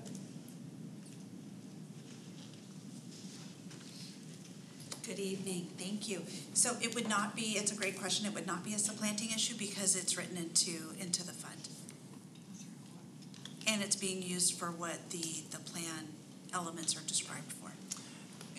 And in addition, this plan, before we could even bring this to you, it requires we have to have a committee of our teachers and our counselors, at least 70% or greater have to approve it. So I can never put anything in a plan without the folks behind me and on screen approving it. So they did approve that. We did that vote with them on January 4th or 5th. We met with them. 100% of the committee voted to bring this forward to you this evening. And then also, the last speaker mentioned we get interest on this money. I've never seen interest in our budget for money deposited in the state. I thought we didn't get interest. I had hesitation about sitting back down, but so actually when I presented the annual financial report to the board members that were in attendance then in October, on page 3 there is an indication that shows the interest that is accrued and earned on the classroom site fund with the Maricopa County Treasurer, and it's roughly about $7,000. 7,000 on 30 million? Mm-hmm. Great return on your investment. Is that 7,000 available for the district? Is that the state Yes, uses? It goes back into the just 301. becomes cash in the bank, correct. Okay, for the district. Okay. I don't want to know what they're paying us, do I? Calculation, not much. It's sure a whole lot less than even 1/10 of 1%. So, okay. Any other questions? So the other thing I would like to see if you're going to address Mr. Ramirez's. Sure. We've talked a lot about teacher retention. Is this a place we could have like a bonus for teachers? Complete your 3rd year, you get a 3,000 completing contract bonus, 5-year, a 5,000, maybe 10-year, 10,000. You wouldn't pay it every year, but an incentive for teachers to stick around. The longer they stick around, the bigger that contract completion award would be. Is that something you can do in here, or is that? I would think so, but I'll certainly explore it. But it allows for compensation structures, so I would think we could put some kind of compensation structure in there somewhere. That's something you've asked for in the past. I want more than that, though. Mm-hmm. Yeah. So we can bring that Yeah, up to the we'll bring committee it to and the talk about it. committee and look at it for sure. So, I have a couple questions. So, just to review the history, I just, clarify this for me. So, when the voters approved 301, the idea behind 301 was to reward teachers and to reward exceptional teachers primarily. That is correct, right? Correct. It allowed districts to add to the base, so to increase base salary as well as performance pay for teachers and to incentivize good performance. And to incentivize good performance. So do we have those assessment tools to your satisfaction that we can reward the best teachers? In other words, I guess the specific question, does everybody get the same amount? They do not. As a matter of fact, I can share with you, here as I have it, just kind of the ranges over the last couple years out of curiosity here. So for the 21-22 school year, the range went from 8% to 100%. So we had a teacher earn 8%, all the way up to teachers earning 100%. I would tell you the majority of our teachers earned, at least half of our teachers earned 90% or above. And then we had several teachers in the 80s, a few teachers in the 70s, teacher at the 50 percentile, 35, 29, 8. So there's a nice spread of it based on that criteria. So it was a fair distribution, so, and that was the original intent from the voters. Correct. So then, let me move on. So then 301 expired. And so the legislature decided to not send it back to the voters with an initiative because they weren't sure, at least at the time, my understanding, that it would not get approved. So what they did is they gave a legislative fix which lumped everything together. So, or not lumped it together, but that it could be used not just for teacher performance, but for general M&O. Is that correct? So in other words, with this new money, if you wanted to use it to pay the lighting bill, No, that's not my understanding. My understanding is so previous, when it was under that voter initiative that happened in 2000, there was only 20% could be spent on compensation-based salaries, 40% performance pay, 40% professional development. And there were 3 pots of money, Fund 11, 12, and 13. The legislature got rid of those 3 different funds. Fund 11, 12, and 13 went away. And so for only teachers, those counselors that I talked about and our career coaches, we now can spend all of it on PD if we wanted to, or we can spend it on base salaries. There's no more division like that, but we still can only spend it on compensation, performance, or PD-related things for those groups. So we can't spend it on like capital equipment or facilities, those types of things. I needed that clarification. Okay. And we have 70 employees that qualify for $301. 70. Out of a total number of? 179 full-time, 195 full and part-time. All right. Thank you, Mr. Welsh. Members, other questions? We have sidebar conversations going on. Never happened when I was chairman. Well, see, I haven't brought down the hammer yet.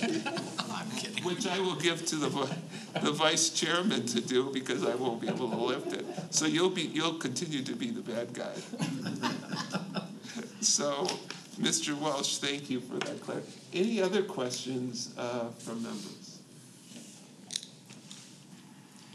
My only other comment would be, these incentives seem very low, $900, $600.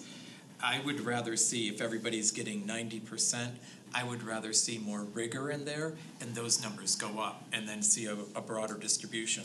Because I think there are some teachers, in any job, some people go above and beyond that. And this is only a few $1,000s. We can't reward that above and beyond and beyond. A lot of our teachers should earn a lot of this, but then there's a few that might be able to reach higher if we had, the old thing is, hey, if you don't set the bar really high, everybody can achieve 50%, but if you set it 100%, you start to spread out the distribution even further. Right. That'll be a part of our conversation, And, for sure. and I think that's very, thank you, Mr. Stroh. I think that's extremely important. because we don't want it all skewed where, 98% of the employees are 98% effective, or in other words, if you're going to clearly challenge and reward exceptional teaching and performance, it has to really have the rigor behind it. Just like our students have when they have to go for their certifications. So we should be no different from in our assessment. Okay. Other questions? Comments? If not, might be too general of a question, but the money that would be freed up from M&O, are there other priorities or some top priorities that it would benefit, or other areas that we have in mind where we could use that money instead? Yeah, exactly. The very next item is going to be talking about the health insurance piece, which that money is going to be potentially used for if the board chooses to vote that way.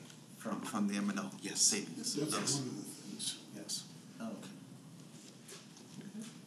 That's a big one. so I would need a motion. So moved.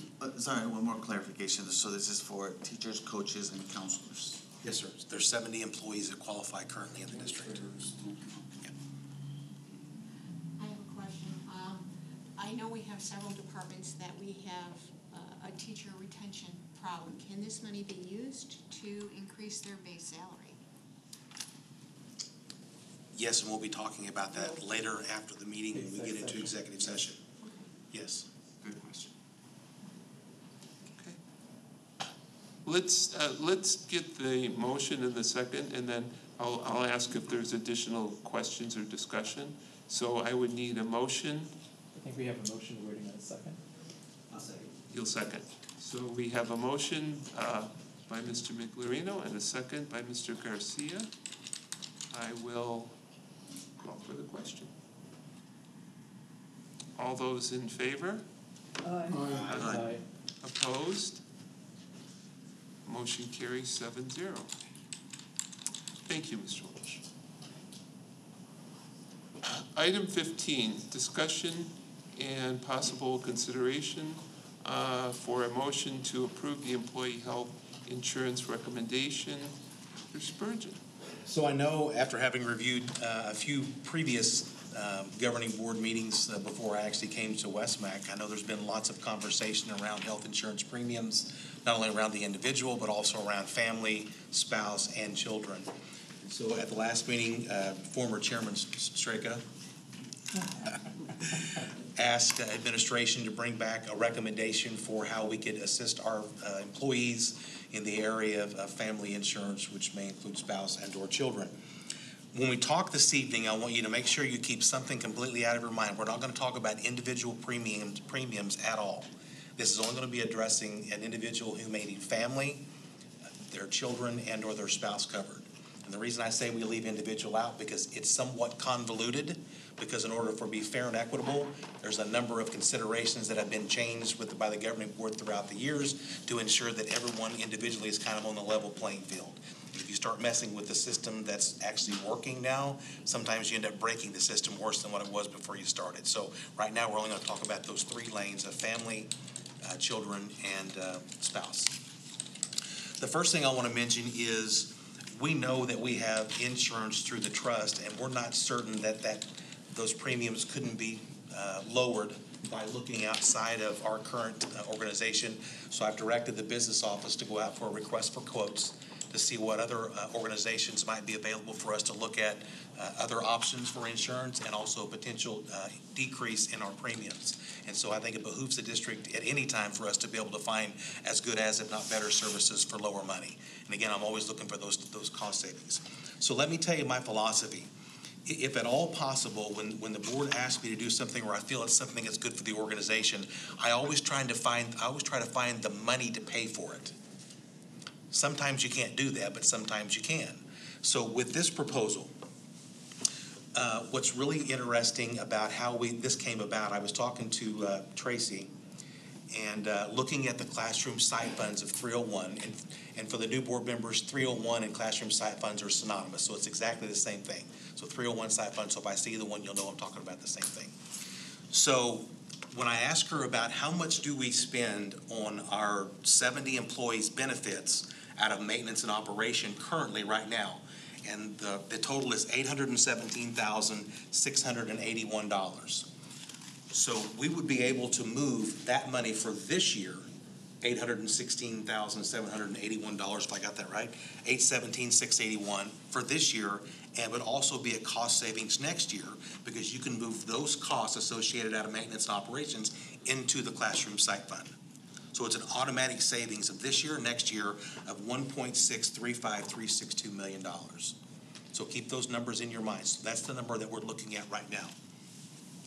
When we take a look at the actual premiums themselves, we're only talking about the value plan when we talk about providing insurance for the health plan at the value level. For new board members, we have 3 levels. There's an HDHP health savings account plan, which is on the lowest. Then we have the value gold plan, which is in the middle level. And then we have the copay, which is at the top for most expensive and most comprehensive. So right now, when we're looking at paying for employee insurance costs, we're only looking at the value level plan at the gold level, okay? So we're going to look at the sheet here in just a second. The plan also calls for a couple of different things. Number one, I've toyed around with the idea our employees have to pay a 3% skin in the game, so to speak, premium for each of their health insurance premiums. I'm recommending that we take that away. It's $54,000 and the district pick up the cost of that. Number two, last spring, I believe the governing board had a lengthy discussion, I think from $9,000 to $6,000, settled on $3,000 for a new employee who wanted to access healthcare premiums. They could use that for their spouse, their children, and their family. We currently only have 3 people in the district that utilize that $3,000. So my second part of the recommendation would be to pull that $9,000 back into our coffers and no longer offer that as an option, because if we pay for the insurance, they would no longer have to be required or need that $3,000 stipend that we actually approved last spring. Okay. So if you flip to the second page, it shows you the actual costs of our Delta Dental and our vision insurance at a yearly rate. It's at the very top in the blue boxes. Everybody got that? So on the left-hand side, it's Delta Dental, and it shows you the employee spouse yearly cost of $435.96. Employee for children yearly cost is $576.84, and employee family is $1,090.44. So those are all yearly costs. For vision, an employee spouse, if you wanted to buy it, is $75.60. Children are the same at $75.60, and employee family for vision is $138 for a yearly cost. And these were low to me. I thought they were going to be more expensive, but they're not. At the bottom, it shows you the 3 options for health insurance premiums that the districts offer. The copay is the most expensive side. Employee spouse is a cost of $12,732, children $11,208, and employee family $18,756. And those are high numbers to me. I don't know how you feel, but those are high numbers. The value plan, which is what I'm recommending this evening, and I'm going to show you how we're going to get there on the next page. Employee spouse $10,452, employee children $9,228, and employee family is $15,396. And you can see the HP plan $91.92 for spouse, $81.12 for children, and $13,524 for the employee family. So those are the costs that we're looking at. And if you turn the next page to what I like to call is my one-pagers. Believe me, complicated.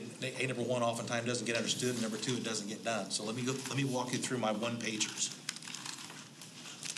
So at the top, the very first column talks about vision, and the yearly cost is associated in the next row across. So you'll see employee spouse $75.60, children $75.60, and the employee family. Now, we have access to the number of current West-MEC employees who access the vision insurance for each of these 3 lanes. 9 employees pay for their spouse, 12 employees pay for children, and 14 pay for family insurance for vision, for a total of 35 current employees. Now, I don't suspect that number would change much if the board elects to pay for the employee's vision insurance at any of those 3 levels. Why? Because if you need insurance, you probably have it now. for a total of $3,519.60. That's what the board would pay for those 35 individuals if the board paid for their vision coverage at any of those three levels currently. In the dental area, we have 20 employees who pay for their spouse for dental coverage, 12 that pay for their children dental coverage, and employee family, there's 20 of them that pay for their dental family. And what's interesting is I visited with one of the board members earlier today, and I had to ask this question because if you add the employee children and employee spouse for dental, it's actually less than the employee family, which doesn't necessarily make a lot of sense. But sometimes the coverages are better with the family, therefore it might be a little bit more expensive. That's the only reason we think we can probably justify it. So 52 total current employees have dental, and if we paid for those 52 employees, it would be $37,450.08 for a total vision and dental cost to the district of our current West-MEC employees. And again, this could go up a little. If we have folks leave, it could go down a little bit, but it's going to be pretty close. $40,969.68. Dental vision. So let's move to health. In the value gold only plan, underneath employee spouse, children, and the family, you'll notice that there's 3 rows there. And I want to explain those 3 rows.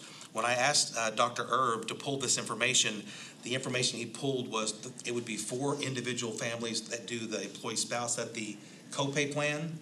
There was 1 person that actually did it at the value gold plan and 2 individuals that did it at the HDHP, if that makes sense. So you see those individuals. So 7 total buy insurance for their spouse. But when I calculated the numbers, it's only based on the value gold plan only.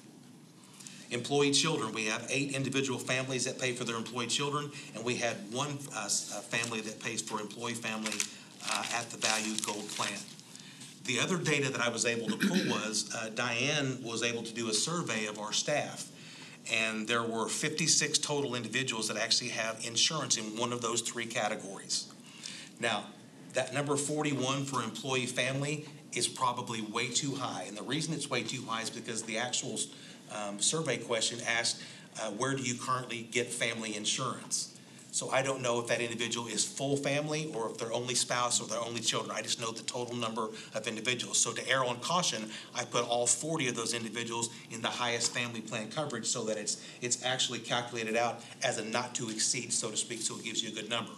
Here's the other thing that I don't know. Of those 56 individuals, any of those 56 individuals that are part of the 70 that qualify for 301 classroom site funds would not even be included in the number that you see there. So the actual 778, 224, if 45 or 50 of those individuals were part of the 70, all that money would go to classroom site fund, and that number would be reduced accordingly to literally a couple of $100,000. Make sense so far? So $778,224 is what that comes to, plus the actual vision and dental insurance gives you a total of $822,713. If you add back the $54,000 that we do 3% for skin in the game, add that to the 822 minus the 9,000 for the 3 employees that use that stipend, and you take that from the $1.6 million we saved from moving benefits of the 70 individuals from M&O over to classroom site funds over 2 years. And that gives you as cost savings of $767,509.40. Where do I use that money? If we move to the compensation package of being able to pay for increasing salaries for this semester, you'll see later that this semester cost is about $1.2 million. That $767,000 comes off of the $1.2 million, which literally takes us down for a total commitment on the M&O side of down to only $447,000. So I've tried to maximize our ability to move funds and utilize that 301 site fund available. And then you have to ask yourself, is that money going to continue to be available? Well, when you see the piece a little bit later, we're asking that about $2.4 million come out of that classroom site fund a year. If we get in about $1.5 million to $1.6 million, you're talking about $700,000, $800,000 a year that would be coming in excess of the money we take in every year. And so about every 10 years would be $8 million, 20 years would be $16 million, 30 years would be $24 million, and again, we have $30 million sitting in that account. So what I'm saying is I found the money to be able to offer the opportunity for us, for any current employee or new employee coming in, as a retention, as a recruitment option to be able to ensure that we have the classroom teachers and programs that can continue in our programs here at West-MEC. The other thing I want you to keep in mind, and we'll talk a little bit about this later, the exciting part is that our applications are up over 500 more at this time than what they were last year. Our charter school, homeschool, and our private schools are up 160 applications this time versus a year ago last year. And so our recruiting efforts and our ability to move some programs around to make them more accessible for our high schools and for our homeschool charter schools is literally paying off. And so the recommendation for me is for the district to pay for any employee that wants to purchase insurance for their spouse, for their children, or their family at a district cost, and vision and dental for recruiting and retention issues. And then we know that health coverage is going to be extremely important, and is extremely important for families and for individuals that may select West-MEC as their next employer of choice. Questions for me?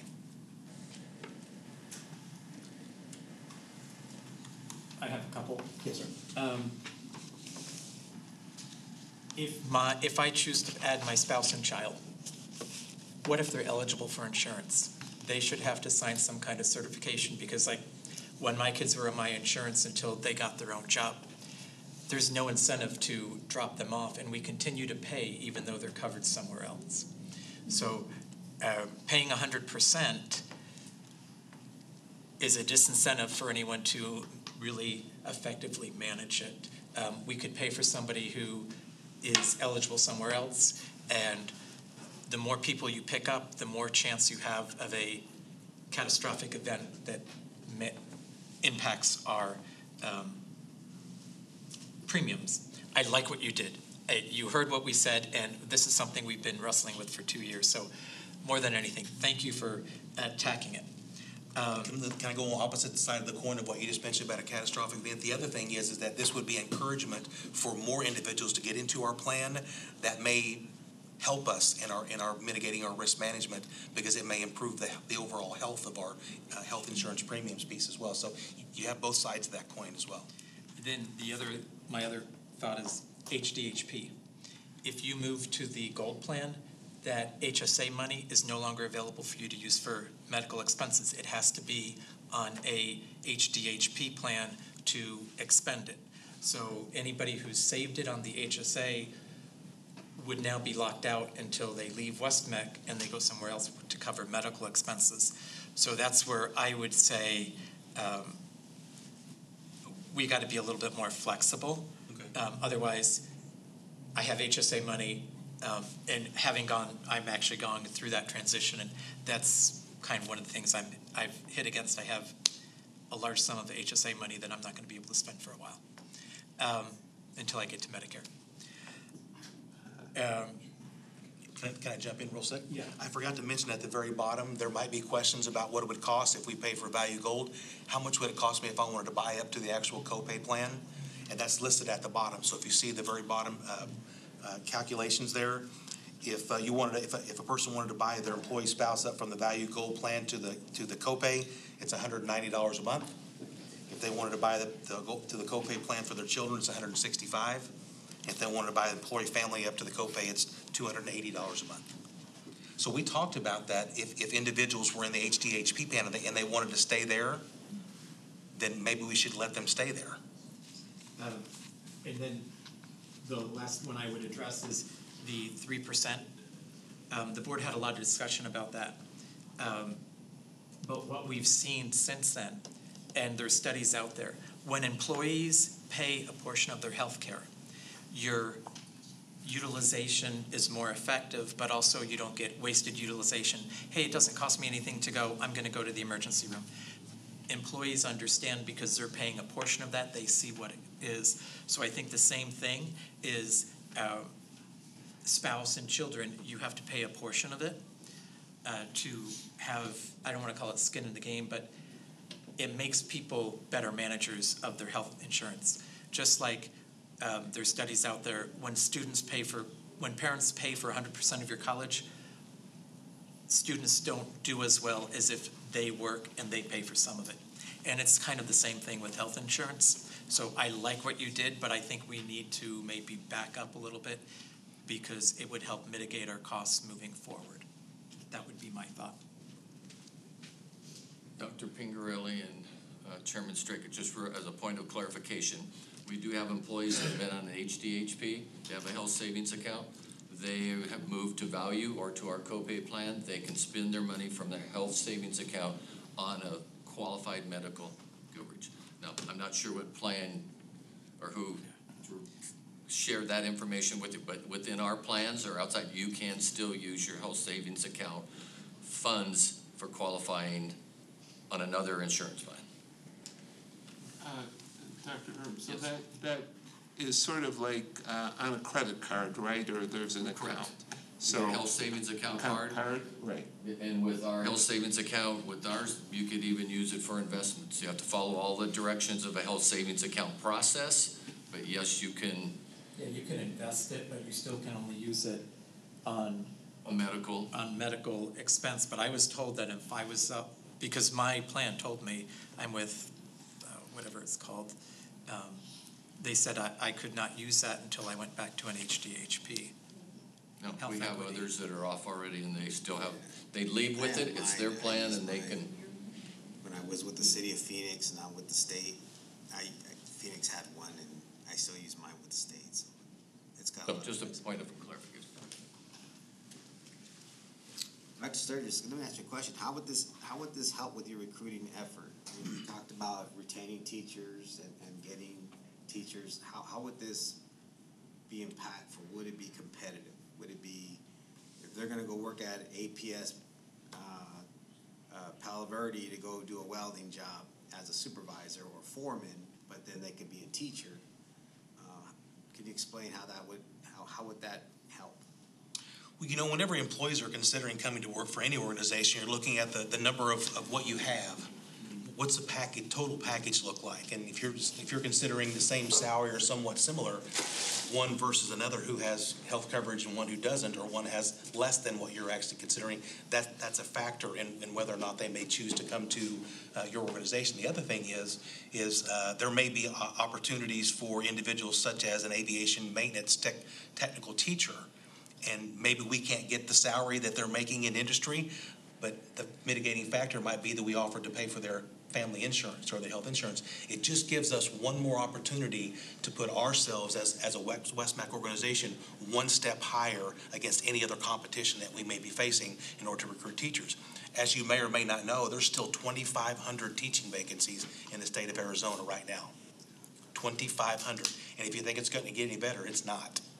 So this time next year, it could be double that. And so we're not just competing for K-12, English language arts, maths, science, social studies. We're competing for automotive technician teachers, for auto body technicians, HVAC technicians, and the list goes on and on. But I think this gives us another piece of the package which allows us to say, okay, they may be offering this, but we can do this for you. So I think it just makes us a more valuable commodity when families and individuals consider whether or not they want to be a part of the West-MEC family. Dr. Herb, when you were doing this study, the salary study, you had them look at benefits. Can you give us a flavor of what percent pay for 100% of spouse and child or family outside? I know Maricopa County did, but who else did? What the percentage in the study? I know that Pima, for one of the family plans, their cost on a monthly basis was about $216. Evitz was a little bit different. I don't have it with me tonight, but when we had, what do you pay for PPO, HDHP, there are some that paid for everything the county pays. Where Mr. Williams came from, they pay almost everything as for their employees. The state's a little bit different. Their costs are different than the counties, but they're dealing with large numbers. Ours is 195 employees, somewhere around there. So ours is limited in the number of staff that we have. So I have the list, but I didn't bring it today of the comparisons that you had an opportunity as a board to see last year. But they're a year old now too. So when Dr. Herb said the 195 number, just so everybody's clear, there's 179 full-time employees, and if you add part-time, it's 195 total. And so larger organizations have the benefit to be able to do things that smaller organizations may not necessarily have access to. Yeah, we also included like projected growth. So we know that we're lacking teachers and instructors right now. Does that number include if we had a full house? You know, what numbers it would look like to project that number? The issue is that our capacity is about 3,500 students if we were full across the board. Our issue has been in the past that we don't have some instructors in those programs to be able to reach our capacity. For example, our CNC manufacturing for the high schools, so the secondary side has been vacant for 2 years. We lost a coding teacher, and there's a list in there that you can actually take a look at about the number of employees that we've lost. And I think, Mr. Welch, I believe we calculated 24 students in a class that doesn't make every year, we lose about $100,000. Something around there, probably 100,000 with about. Exactly. And the other thing to keep in mind that when you spend as much time and effort that we do in recruiting new individual students from whether it's homeschool, private school, charter schools, or comprehensive satellite districts, we have to be able to know that those programs are going to make, because we can't be out there selling a bill of goods that we can't deliver on. And if that was the case, then Mr. Williams and I and several of us would just stop talking to individual businesses and industry and our partners out there, because if we can't fund the people in the classrooms, there's just no way we can run our programs. And as I mentioned, I think, Ms. Boosum, you were in the meeting last month, the district hired me to take us to the next level of 2.0, because we are arguably the best CTE district in the state of Arizona and looking to be one of the top in the United States. And for us to be able to do that, we have to act like it. And to act like it, you have to ensure that you have to take care of those individuals that take care of you. Because there's not a one of us on this board, including myself, that teach anybody in the classroom. And so it's always been my position that you take care of those that take care of you, and they're our number one folks that we have to make sure that we take care of on a regular basis, because they're the individuals that have the first contact with kids and the ability to change what happens in a child's life.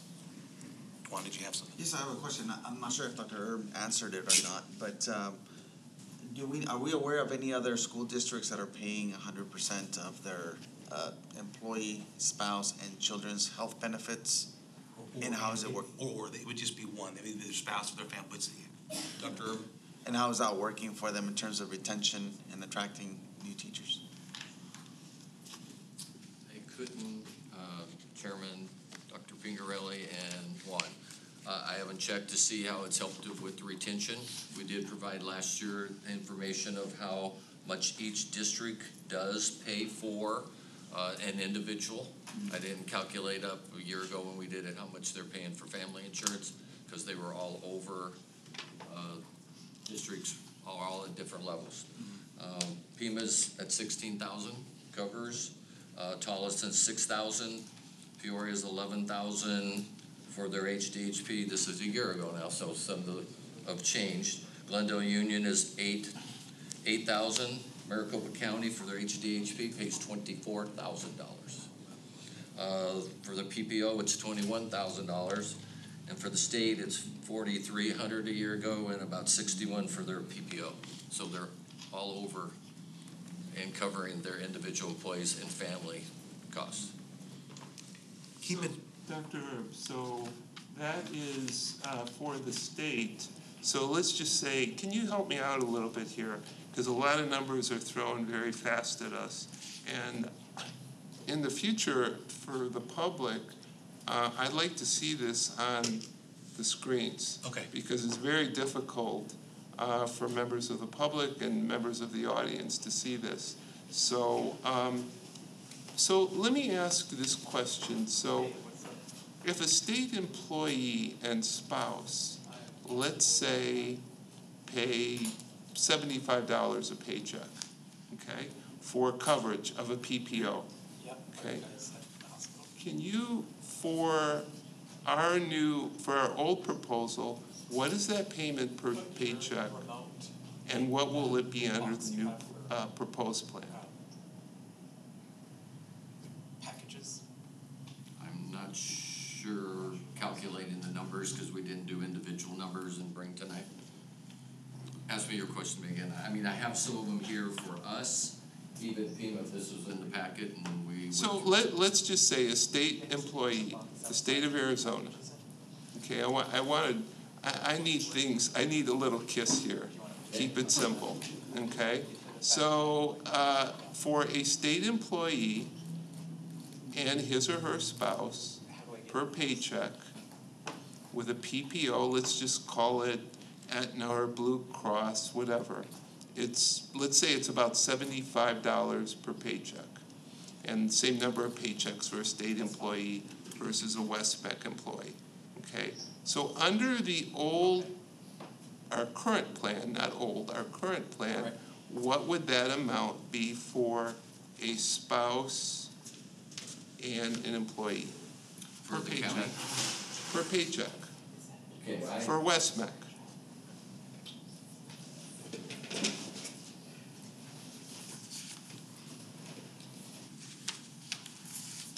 And then the follow-up, what would it be under the new proposed plan?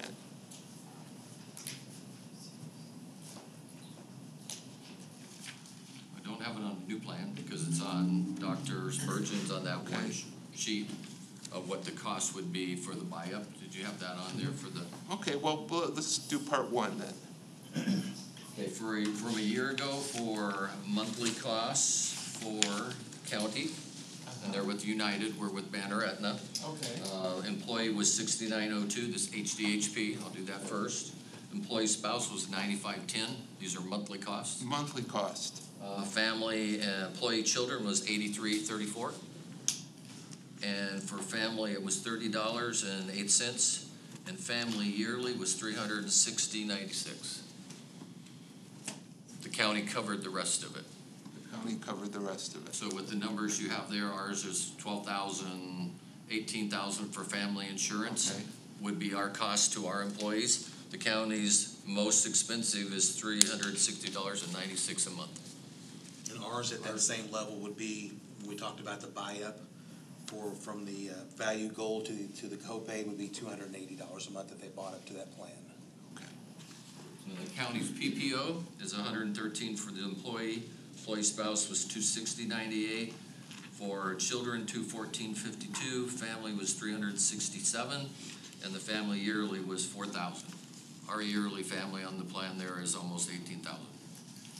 And an employee would be paying.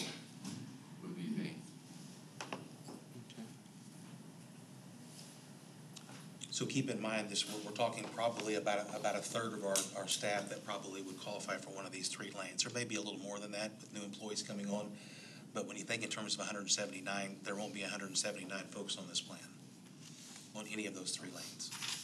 What about the health quality of life health stipend that the board passed in like 2008? Last year, we eliminated it. What we did is we said we'll give up to $3,000 for insurance. So would we give the employees the same option? They can take health insurance and give up the stipend, or they can keep the stipend and not take this additional insurance. I think we talked about allowing them to make that choice, didn't we, Jack? Mm-hmm. If they wanted to stay with the health, then that's what they get.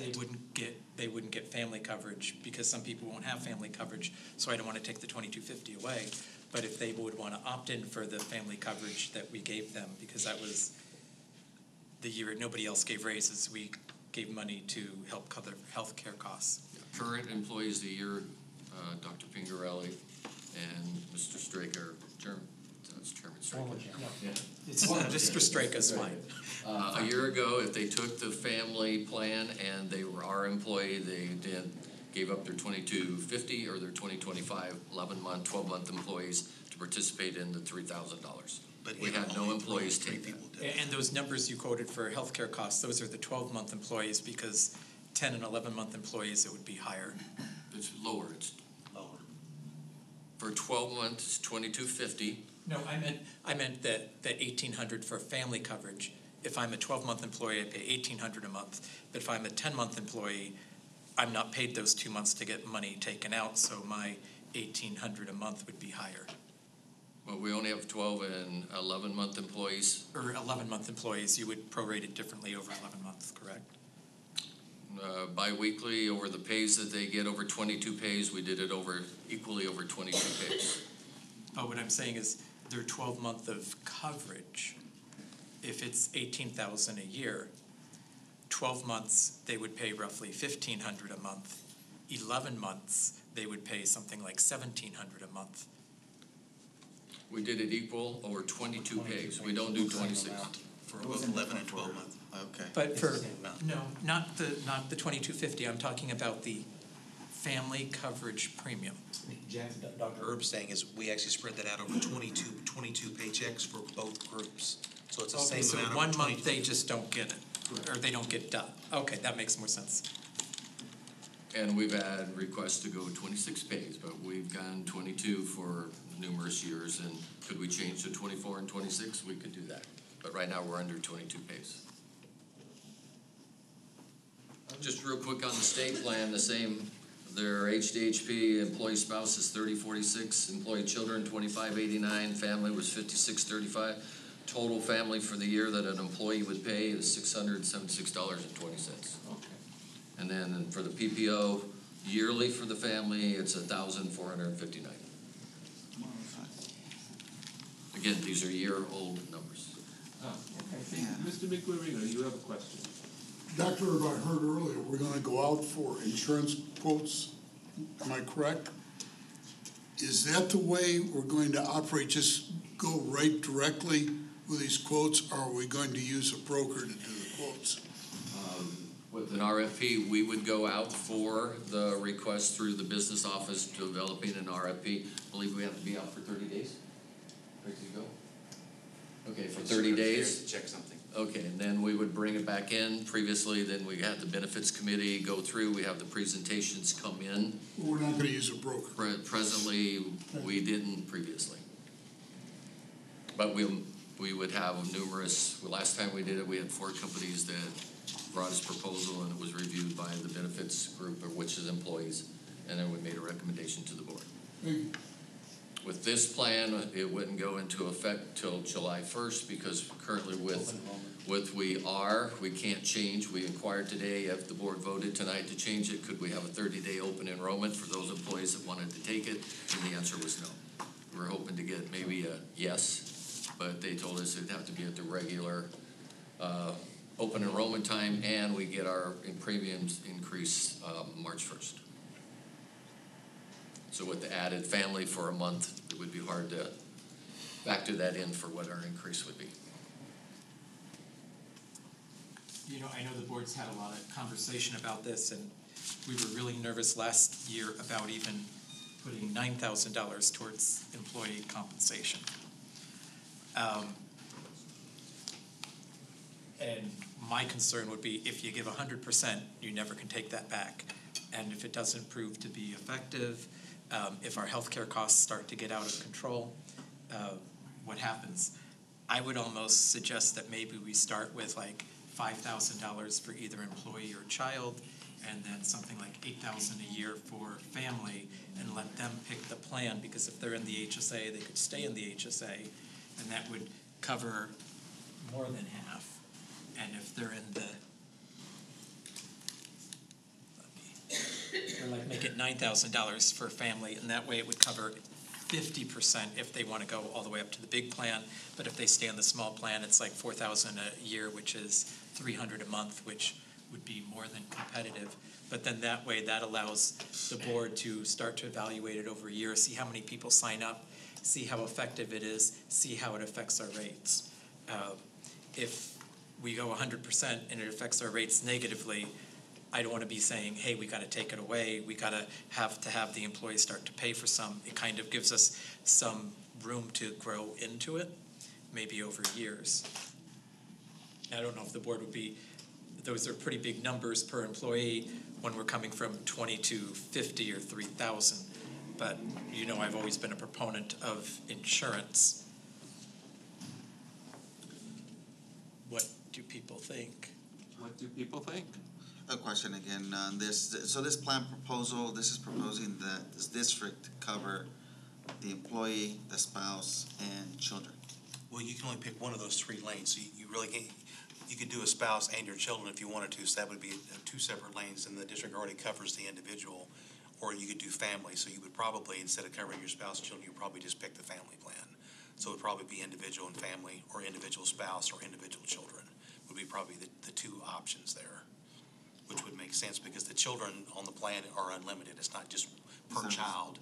It's if you have one child, two children, three children, four. It's just when you cover your children, they're covered completely. And that's true of most plans, Yeah, no, or all American- plans. It's not a per child. American Express, they charged us per child. It was like crazy.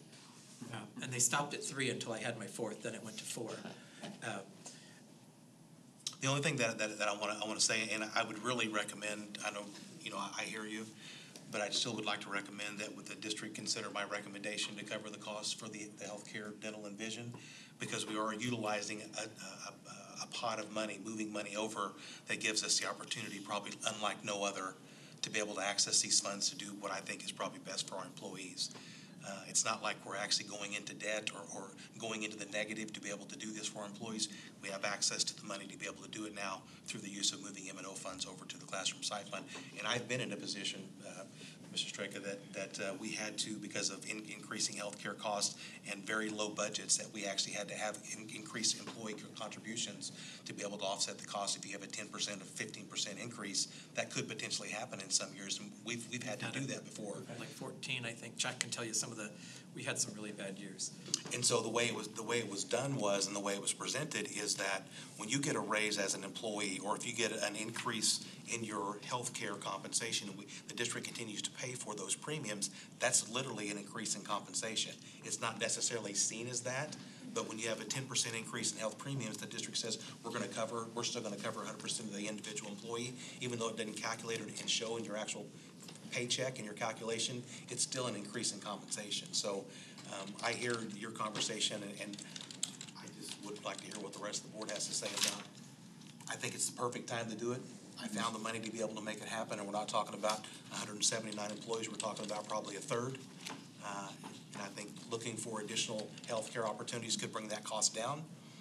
And let's say of the 41 folks that are in the family plan, let's say only half of those individuals are non-301s, then you're talking about probably having enough money left over to pay for the entire first semester of that $15,000 increase at no cost to the district. I would agree with you, because I could see, I know that the competition value right now is extreme. We were in intense competition for that talent, for those teachers. We're in intense competition. And I do know from my experience and from even my job that I have, that there's a lot of companies that are coming in that are being attracted by our workforce and our capabilities and the skill sets of our population. If we don't create that population, we're not going to get the growth that we're enjoying right now. That's not going to happen. We're struggling as it is in terms of population that's qualified to work these technical skills, particularly in advanced manufacturing, science, technologies. TSMC is struggling right now.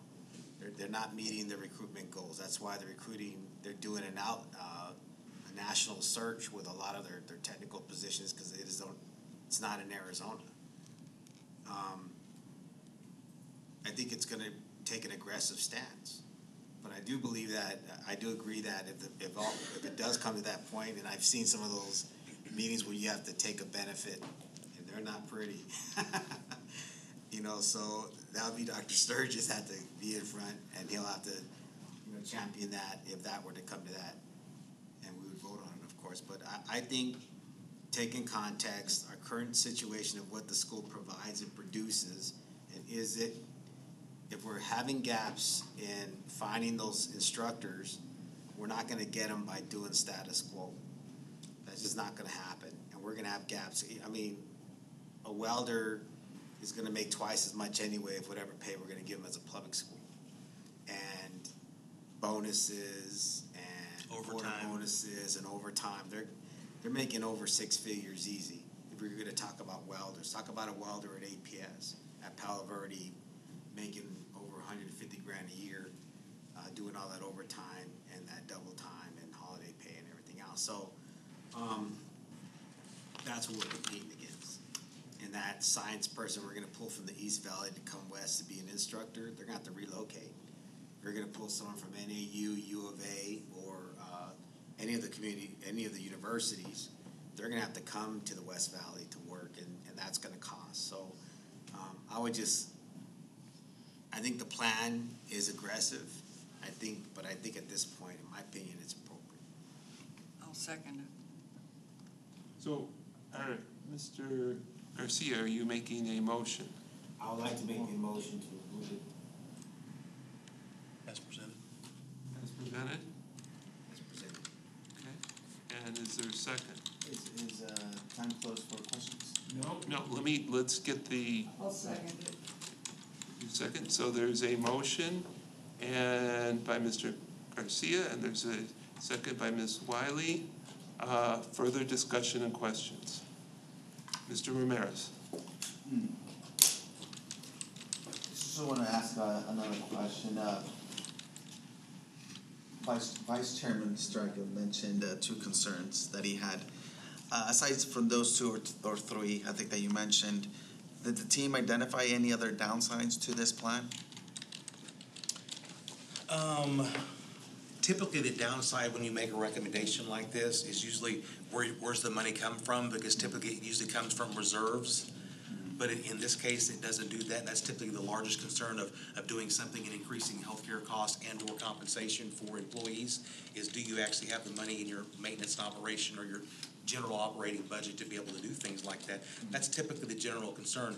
I think it was probably more in the area of excitement as to what this may do for recruiting and retention purposes, as well as being able to say this could increase the pool of our employees that access our healthcare services, which could also help us reduce the cost and mitigate the risk factor of such a low participation rate at West-MEC for us to be able to do that as well. So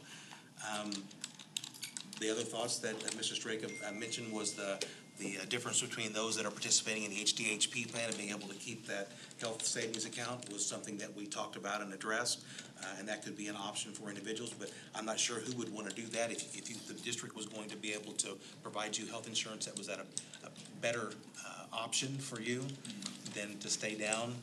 If they have the ability, if they have several $1,000s in their health care account, they would still be able to spend that. I guess according to others, I don't know, I don't have much experience in that.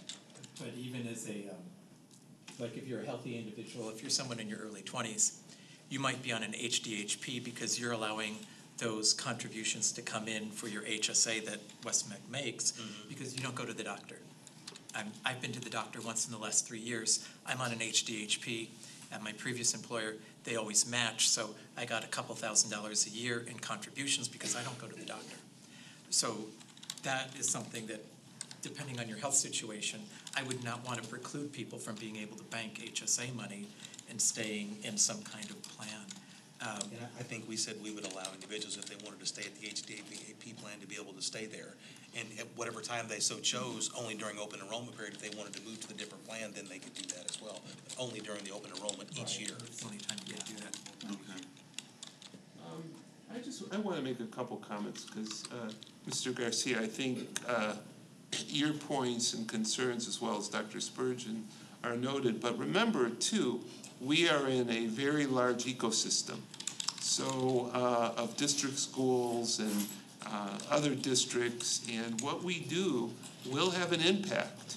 So I don't want to use the word predatory because we're looking for talent, but remember that a lot of our talent is, we're not looking necessarily for an English teacher or a math teacher. We're looking for a very skilled worker, and I do believe that your points are well taken, and also yours. However, if we are going to believe that we can compete with industry at the level to get a welder, or let's just say, Dr. Spurgeon, let's just say that we need someone to train for manufacturing for the Taiwanese plant. And let's say that the only person we can find actually is compensated more than you as a superintendent. Would we do that? Would we have to, or would we lose opportunity? We would probably, if it was a very important program, the board would have to make a decision. I mean, I've been in a corporate environment as an executive where some of the talent, you have to really highly compensate at a specialized level. We may need to do that. But if we are going to try to harvest for all positions this extreme, not extreme, but highly, if we're going to go to battle, a war over salaries with industry, we're not going to win that battle. We're not going to win. And so when we look to compensate our employees, we always talk about a total compensation package. What does industry give for vacation days? What do we give for vacation days? And remember, instructors are on is it a 10-month?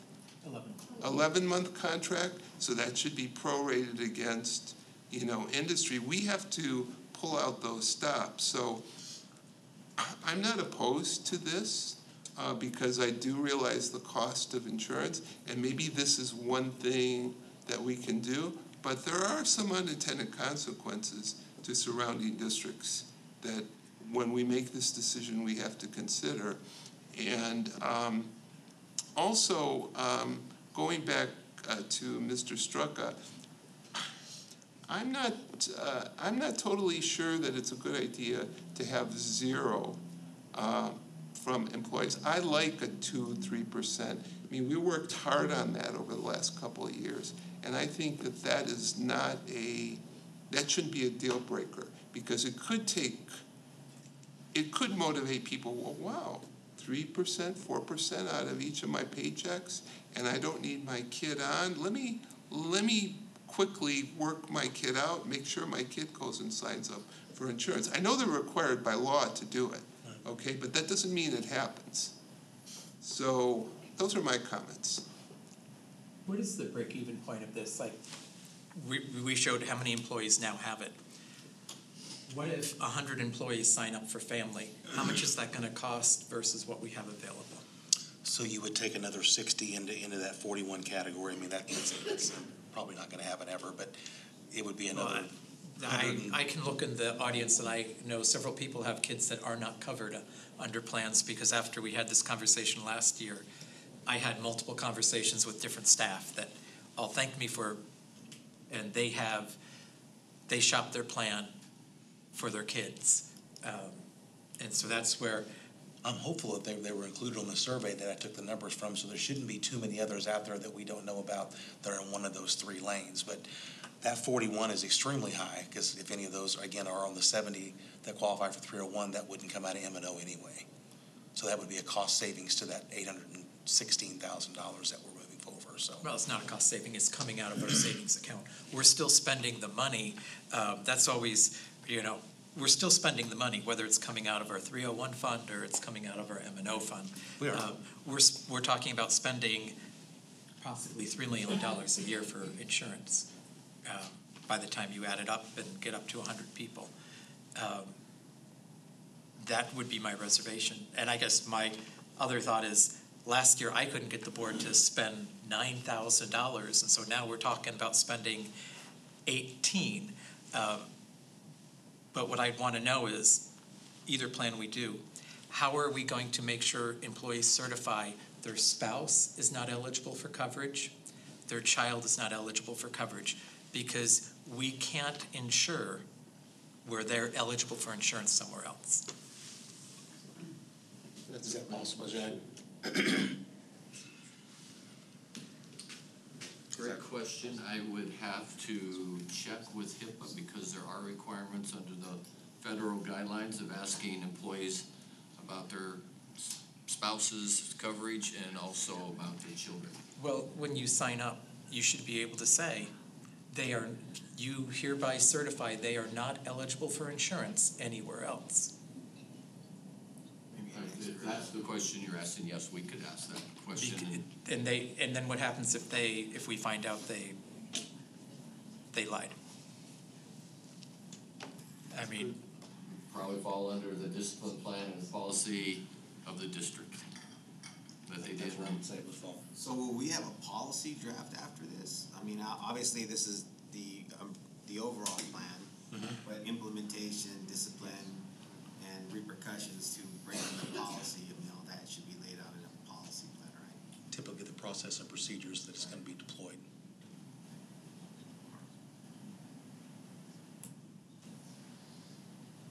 Do we want to do this just for 1 year to see what happens? Because we should have metrics on, hey, our retention needs to be this. We need to reduce our hard-to-find positions by this. As a board, we should set some expectations. We're going to do this, but if we still have trouble recruiting teachers, then this is out the window. We spent all this money and it didn't happen. And is when we review this next year, we should hear, hey, our retention was 99%, or if our retention was just as much as before, but the staff has to know that, hey, this is a 1-year experiment. We have expectations that it's going to work, and these are the things we would expect. If they don't work, then it's a 1-year experiment that's over, and we come back and look at something else. I agree with that. But we always have that option. I mean, we don't. But we never hear back about retention and how this, as part of this, we should direct staff. When we come next year, what was our hard to fill? How many of those did we fill? If we had 7 and we filled 6, and we attribute it to this, great. If we filled 1. I totally agree with you. Right. We need to know that. We need to know. That is our goal. So do we say that this is a 1-year experiment, and we'll come back and tweak it based on what we learn? Is benefits something that's already discussed anyways on a yearly basis? Well, we are going to discuss this in March. The annual increases are typically brought back to the board so that they're made aware of whether there's an increase or decrease in the premium costs.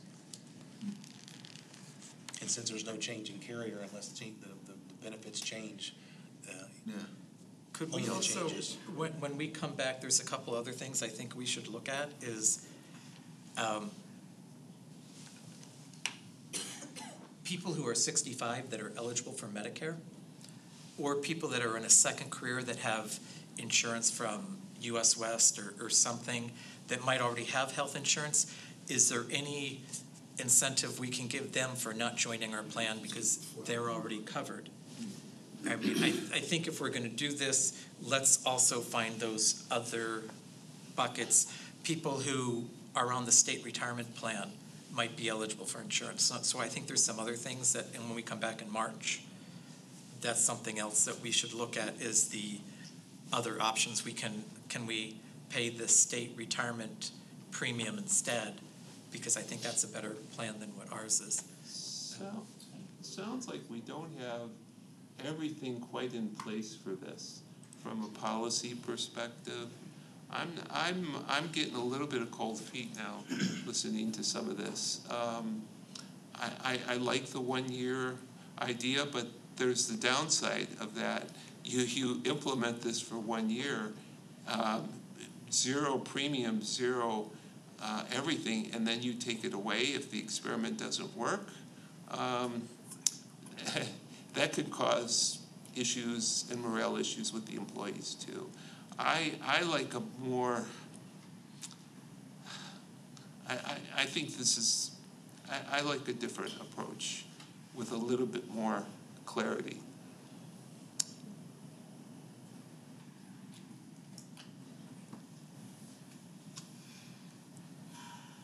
I mean, we could revisit this. We could answer some of these questions and bring it back in March. February, excuse me. February, excuse me. Is there a deadline? Like, is there a time frame that we have to have this nailed out? The longer we wait, the less we have the option to be able to present that package of individuals that we're looking to hire for When the new our contracts positions. go out. When do the new contracts go out, Dr. Earl? Depending on when the board makes a decision on salary and benefits. As soon as that decision is made, we move forward and we start doing the contract. Sometime in March we'll do that historically. Can we visit in February?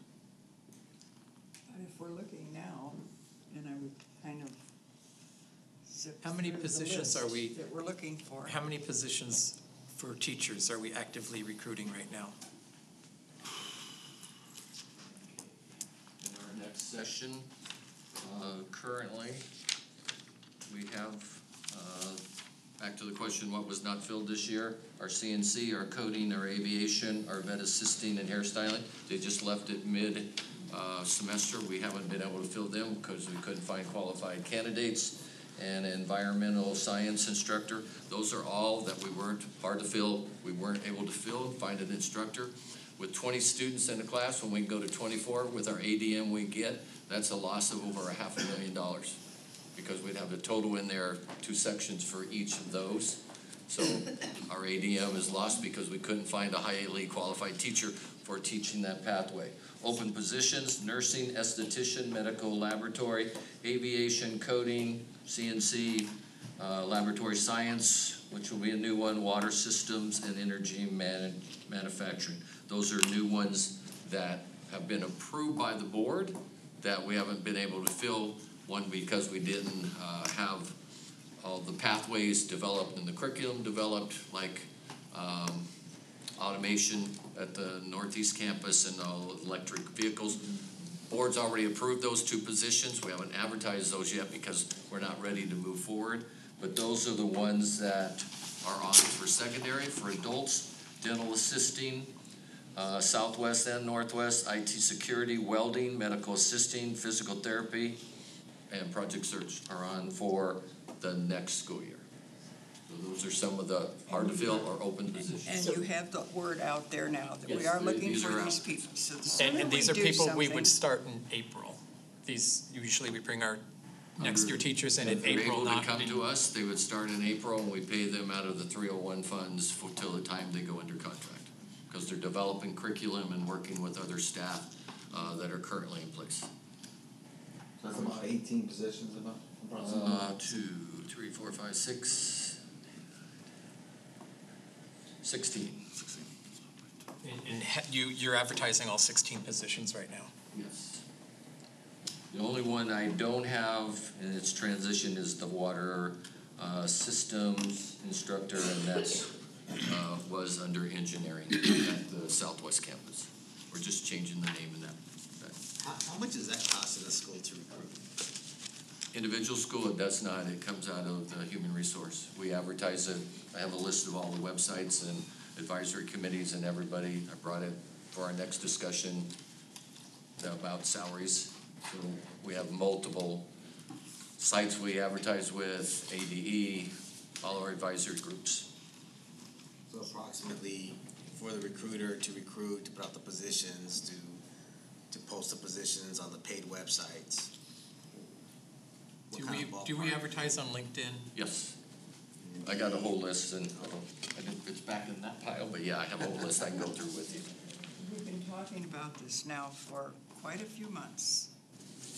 We are in the business to educate these kids in these industries. We have got enrollment that's way up. We gotta do whatever we gotta do. If it's bite the bullet, we accept this plan that they have presented to us. We let them go forward with the job that they're doing. We get these people hired, and let's see what happens. Mr. Chairman, one of the problems we have, I didn't get this book till yesterday afternoon. Now, I know we can go into excuses galore, okay? Some of us have a life to live.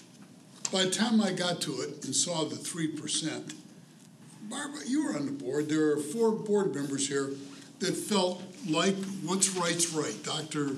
Pingarelli and Mr. Strako are right. The board worked hard, so somebody had, as you called it, some skin in the game. I believe in that. I don't want to take $20 out of their pocket. What I want to do is start paying a good wage so that Jack can recruit people. I don't want to pay the welder the $150,000 he's going to get at AP. I'm not saying that. We spend all night talking around the subject rather than doing something about the subject. And frankly, if we would have gotten some things done right and on time, we could have nailed this down. I'm willing to give up the 3% now. We worked hard for that. But there are 3 new members that may not feel that way, and I get that. The old boards cannot preclude what we do. That's the way it works. 4-3 wins. So, you know. Yeah, but look at our I'm with you, economy Barbara. today. Yeah, look at our economy today compared to when we did the 3%. I mean, we are where we are. Let's face it, let's go. Yeah, and look at the salaries that I brought to you 2 months ago. We're not there. Not just to get new people, but to keep those outstanding people that are out there already. And I'm not talking about paying them the welding wages at APS. I'm talking about paying a decent wage for the job they're doing. Okay. And we beat everything else to death. It's time to pay the pauper.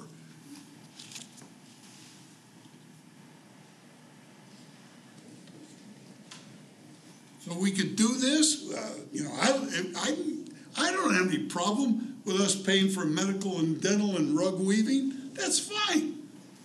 I'd like to say that 3% go out there because I do believe in skin in the game. And when you're right, I tell you you're right. When I think you're wrong, I'll tell you I think you're wrong.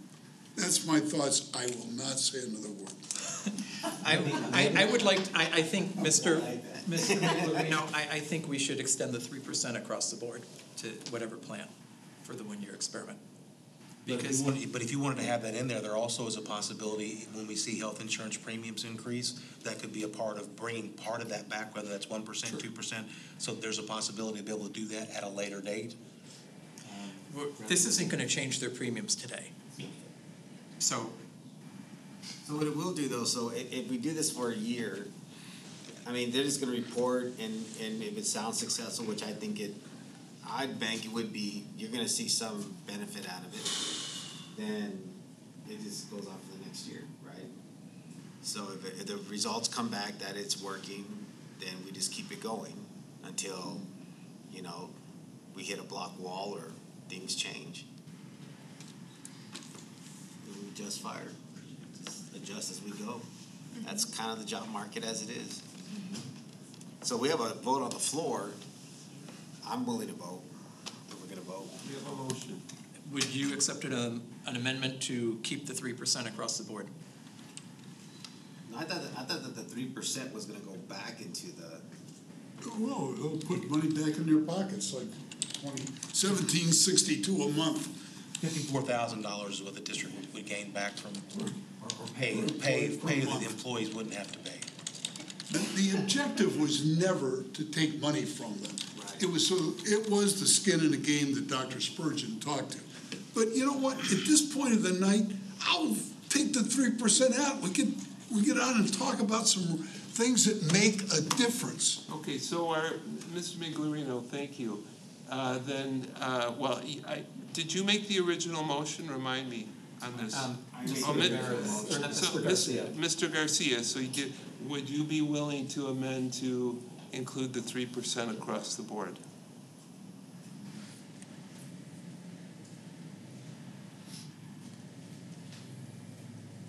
Yeah, I'd be willing to do that. Okay, so can you restate your original? And Ms. Wiley. And Ms. Wiley. She ran to the rescue. So I would like to do, so how would I say that? Restate the motion as presented with the 3% staying in across the board. So I would like to represent the motion stated with a 3% across the board. Okay. And that the whatever the premium is. Yeah, the 3% of what that premium would be. The 3% it still stays. 3% for a family plan individual. Yeah, it still stays So in. it still would be exactly like it is right now with the 3%. That comes out of the employee's Correct. pocket. Yeah, because right now, whatever that is, our insurance costs, we have to pay 3% of what that premium is now. And so that's what he's asking to put that back in there so employees still have some skin in the game. So, Okay, so we have a motion amended, and got a second by Mr. Ms. Wiley? Yes. So we have a motion that's amended, which is the original proposal from administration, but it is amended by Mr. Garcia to add the 3% across the board for the back end for the employees. Okay. What, and do you second that? Yes. Okay, so we have a motion and a second. And is there any further discussion for? Will staff bring us the policy, how they're gonna implement this next month for approval? Yes, Okay. and will staff, Dr. Erb, will you bring us the policy on how this will be implemented next month? And he's writing it down. Dr. Erb, thank you. So let's do a roll call on this, please, because it's. Mr. Garcia? Yes. Ms. Guzman? Yes. Mr. Miglerino? Yes. Mr. Raymond? Yes. Ms. Wiley? Yes. Mr. Straka? I have reservations about the full amount, but I will vote yes. And Dr. Pingerelli? Yes. Thank you. Thank you for the discussion. Okay, moving on. 16 calendar events. I'm just going to go quickly through. We have a think tank on 2/16/2023 and a think tank on 4/20/23. We have 2 conferences coming up. The CTE, the Midwinter Leadership Conference, and the National Policy Seminar, and the ACT Regional Conference in North Dakota. I'll just put those in for the record. Moving on to item 17, discussion of future agenda items. Are there any members of the board that would like to see a future agenda item added to, or have topics? And please keep it very concise, and we're not here to discuss the agenda item. We're just here to put the agenda item as a potential for a future agenda item. Any members? No? No, I do. You do? Oh, I'm sorry, Mr. Miglerino. It won't mean anything, but I want to ask anyhow. Okay. 2 things. I would like Ms. Hanbury to mail each of the board members, if they'd like one, the final copy up here. I know there's a copy in our book, but it's tough to read. At least these have some of the streets. So if you would email us the more compact one that we agreed to, I would appreciate that. Second thing, again, I would like a discussion and voting issue to discuss salary as proposed by Dr. Spurgeon on next month's agenda. Please. Okay, thank you. And let me offer on the first item, just to your comment, it would be good to get the board packets to the members a week before. I realized there were some issues because 1 or 2 days is just not enough time. And I concur with Mr. Miglerino on the maps because I was unable to read the maps in the board packet. So thank you. Okay, with that. One thing I would like. Yes, Ms. Wiley. Just a quick little report on campus security. For next month. Security, it doesn't have to be next month, whenever. Yeah, campus security, so we can get that, yes. Okay. And I also would like, and Ms. Wiley, you just want that as a report, a written report, or do you want a presentation? Presentation. A presentation. And I would like, I think I requested this last time, this is just a report, summary of any issues with academic learning loss and the impact for our CTE programs. Mr. Wells, did you hear that? And I can follow up with more discussion with Mr. Welsh on that. I have one as well. I would like to get a report on how the recruiting is going for the teachers, the instructors, and be updated on any programmatic things we can look at or digest. Do you want us to do that at the board level, or do you want me to put that in what we call the board letter, which happens weekly, so we can give you the updates either through that report, or we can do it monthly as we come back here, so it's your choice. The letter's fine, just something so we can read and start following what's going on, so we have these conversations. We're very into it. So we could do a weekly update through the board letter itself, and then maybe once a month, Dr. Herb could bring an overall summary update for the month. That works. Okay. Okay, so with that, Mr. Chairman, I'd like to make a motion following the wording in number 18 that we move to executive session. okay, and we have a motion to move to executive session pursuant to statute 431 3A3. And we will follow that statute explicitly. And is there a second? Second. Okay, all those in favor? Aye. Opposed? Nay. Okay, so the motion passes 6-1.